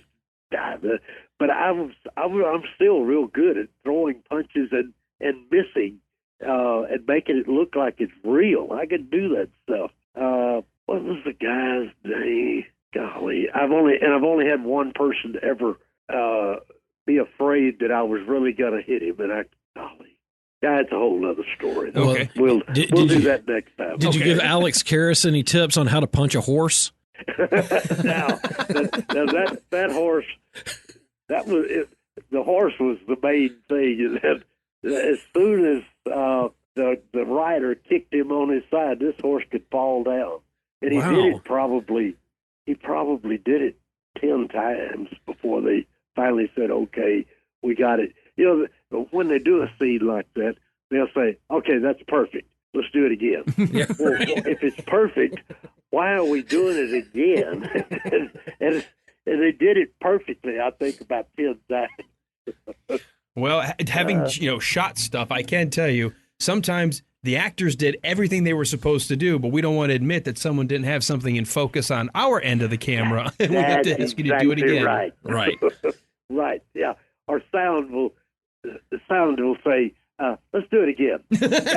You're right. He's not saying, "I didn't get it right." He just say, "Why don't we do it again?" My favorite line. Why don't we do one more for safety?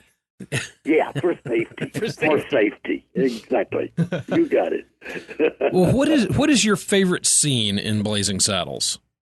The first scene, the first scene, because I think it tells a great story of not the story, but that it's going to be a crazy ride, folks. Just hang on here. That is the truth. I'd have to agree. Again, we already recorded the initial minutes with another guest segment before we could get you, and we're going to be interspersing your comments as it goes along with the film as it relates to the stories you've told us. But one of the things I said is it reminds me a little of and I don't mean to make it sound highfalutin, but, Shakespeare's plays would often have a narrator come out and explain to the audience, here's the story you're about to see. So that way they would understand it. And it's almost like that whole opening scene set the stage for everything we're about to see. That's exactly right. Oh, I'm so glad you saw that, because I know it's true. And I didn't know anything about, at that time, I knew nothing about my Giga Picture. And Mel just set me out there. Peter McDonovich, when I worked with Peter on Paper Moon, Peter told me and everybody else what to do in a scene, where to go, when to say your line, what to do with your hands, pick this up, set that down. He told everybody. I found out Mel doesn't tell anybody what to do. He just sets up the scene and says, stick 'em. And so I'm glad I went in a couple of days early to figure that out. When I did, and then when I did that first scene, I did all the, I cuss out all the blacks and the Chinese, and then we'd go into the Camp Town ladies, and I'm singing and dancing, and I go all over the place, and it finally says cut, and everybody is clapping. Everybody, because it was a great scene. It was the first time we had done it for film, and Mel said, "That is great. It's just great. We can't use it." I said, "What?" He said, "We can't use it. You went way out of camera. You went out of camera. I don't even know what our camera is. What do you mean?" And he took a stick. He took a stick and drew a square out there in front of the other guys, the other cowboys, which was probably about 12 by 12. And he said, "You've got to stay inside these marks here." And I said, "Oh, okay." So we did it again, and it's perfect, Oh, that's great. That is so funny. You say that, and it's amazing how many first-time film actors, they may have an acting background from stage, don't know to even ask, what's my frame? Where am I? Right. So you don't go out. You're just out there doing it. And, right. And I'm glad I got to do it once, going all over the place.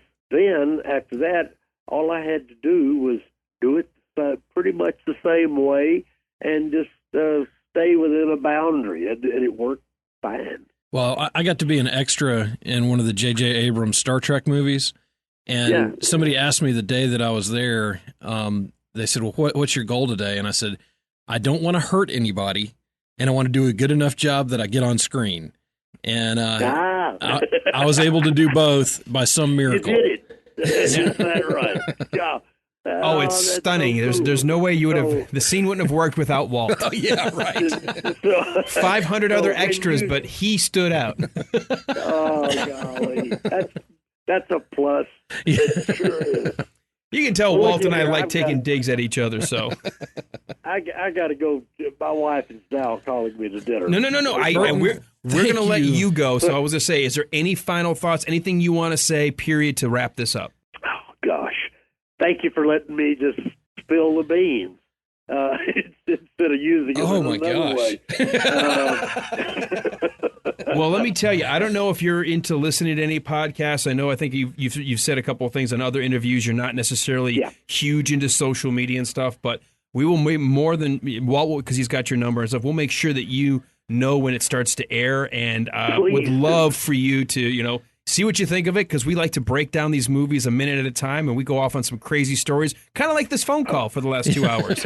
Oh, thank you. I would love that. You have all of my contact info. Is that correct? I've got your phone number. Well, I've got your phone number. I'll tell you what, I'll call you tomorrow, and I'll get your email address. Okay. And all right. I'll make sure we stay in touch that way. And then I've also sent you a friend request on Facebook. Okay.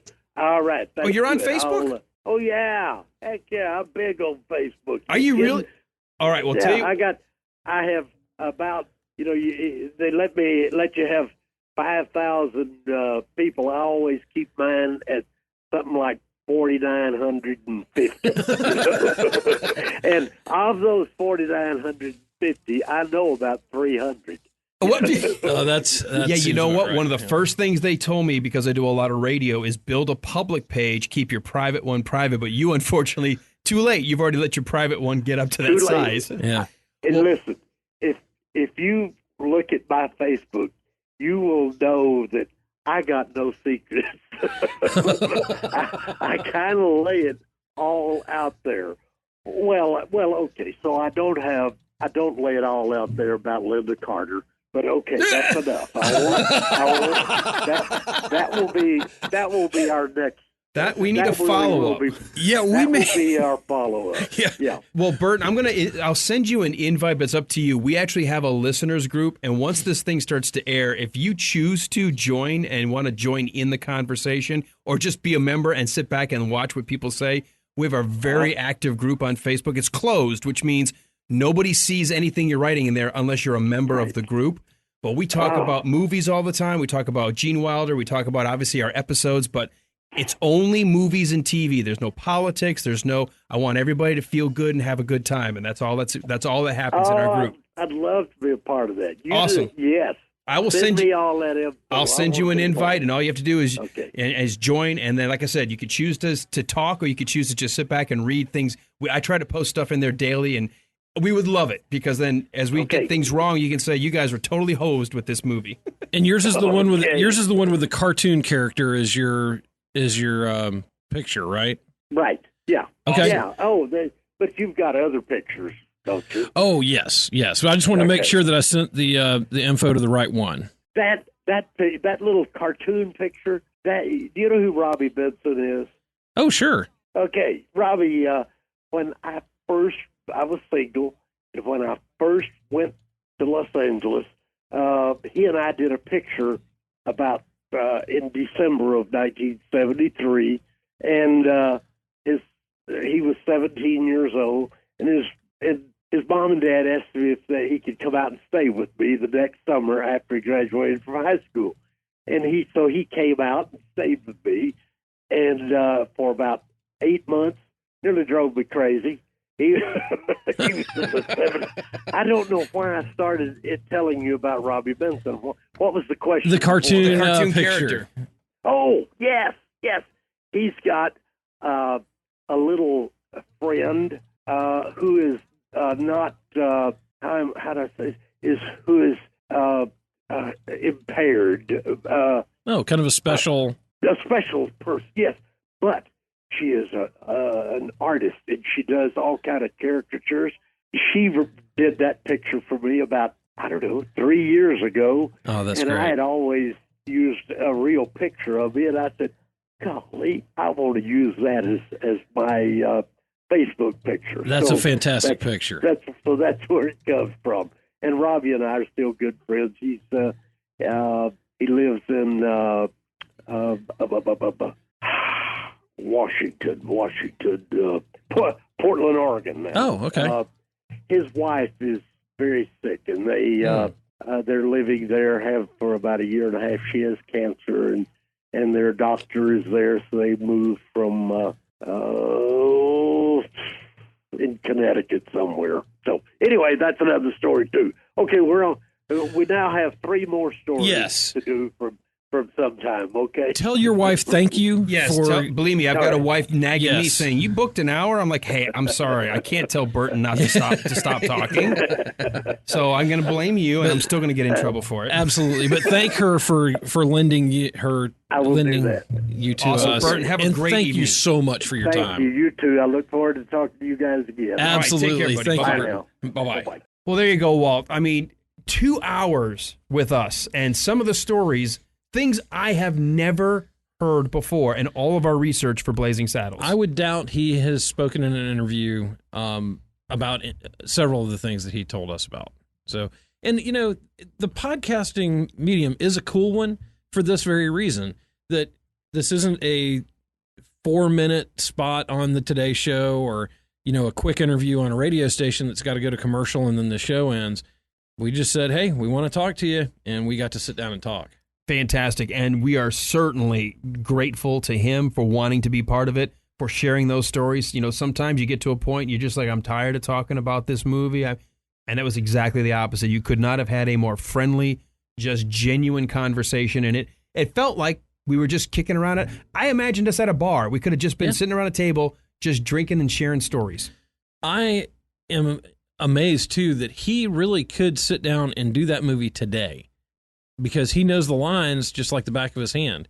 A couple of them we had to kind of cue him, but then he got the line perfectly. So, well, it has been 45 years. 45 years. But he's probably like us that I don't know how many times. I can't remember an actor's name in a movie I just saw last week. I'm like, what's his name? Yeah, that guy. The guy with the hair. Yeah, that guy. Yeah. The guy whose hair keeps blowing straight up.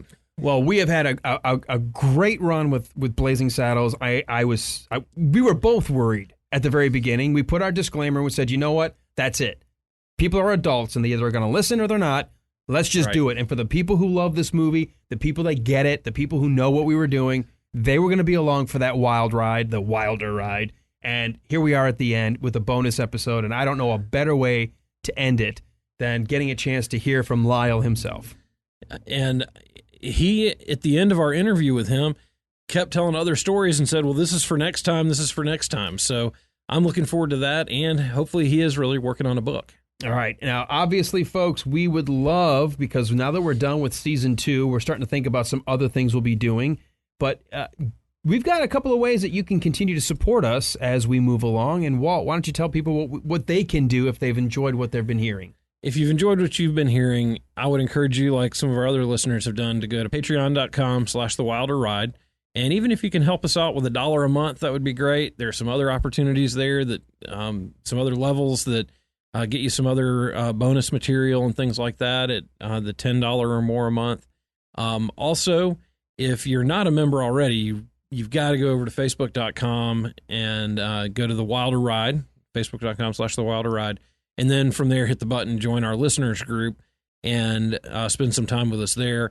There are a lot of great things that get posted all the time, discussions that go on, so we'd really welcome you. And it doesn't have to be just Gene Wilder stuff. That listeners group is about if there was a movie released this day or a television show or a new trailer is released, and it's about entertainment and television. It's just, that's what we stick to. There are plenty of other sites for sports or politics or whatever, cooking. We're going to be focused on movies and movie discussion because let's face it, it takes up a bulk of our life. It does. We love. It does. We do. We like watching and talking movies. We do, and obviously we've got a guy with us now who spent 23 years professionally doing that. So that's a pretty cool thing to be able to have him join us. I was also relieved. I hope you were. I'm sure you were, to hear when I said that. We've always heard Gene Wilder's such a great guy. That he didn't go, oh, no, wait, let me tell you the dark side. No, just a guy that was very almost quiet on the set. Wanted to kind of be off by himself between takes. And yeah, no, there's probably not been many of those kind of just genuinely good guys in Hollywood. And Gene Wilder's one of them. And it's another reason why he's our hero. Yeah, that's right. All right. Join the listeners group. Find us on Patreon. Do what you can to support us. Last thing I'm going to say, we could always use, this is free, a rating and a comment on whatever podcatcher of choice you chose to listen to, whether it's Apple Podcasts, Stitcher, Google Play, even if it's on YouTube. Heck, subscribe and follow. We would love that. And if you can just take 30 seconds, give us a rating, leave us a short comment. That comment actually is used to help add more weight to that rating, and that allows maybe other people to stumble across our podcast in the future. Walt, thank you so much for reaching out because you were once again instrumental in making that first contact. Well, and I'm totally blown away. I'm going to have to go back and figure out who his agent was and how this all got set up, and thank them for doing that, because if y'all enjoy this half as much as we do, it's worth every second.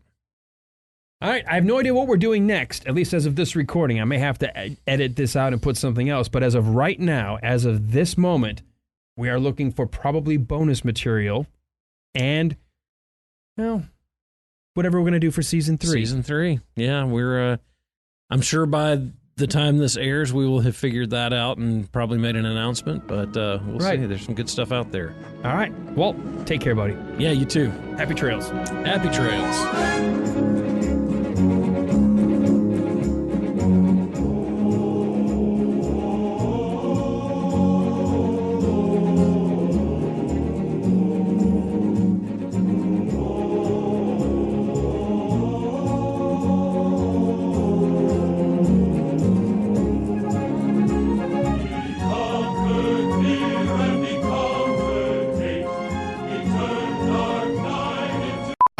I know we have to break in at the ending here, but we did in fact announce yesterday that we are doing Silver Streak for season 3. We recorded this interview with Burton Gilliam before we even recorded any of the episodes of Blazing Saddles. So we had no idea where the season was going to go. We had no idea how it was going to end. We had no idea what we were going to do at the end of season 2 and if we would have already made up our mind for season 3. So I left in the fact that we didn't know when we were recording with Burton Gilliam, but we do in fact know that Silver Streak is the movie we are going to be doing in early 2020. Now, I would highly recommend joining our listeners group. You can go to our Facebook page. It's facebook.com/The Wilder Ride. Join the listeners group. When we start doing some additional material, it'll be for our Patreon subscribers, but we almost always release the first episode free to everyone to entice you to join and help support the show. And of course, we will mention those shows in our Facebook listeners group. So thank you so much for making season 2 such a huge success. Now, let's cue the music and wrap this up.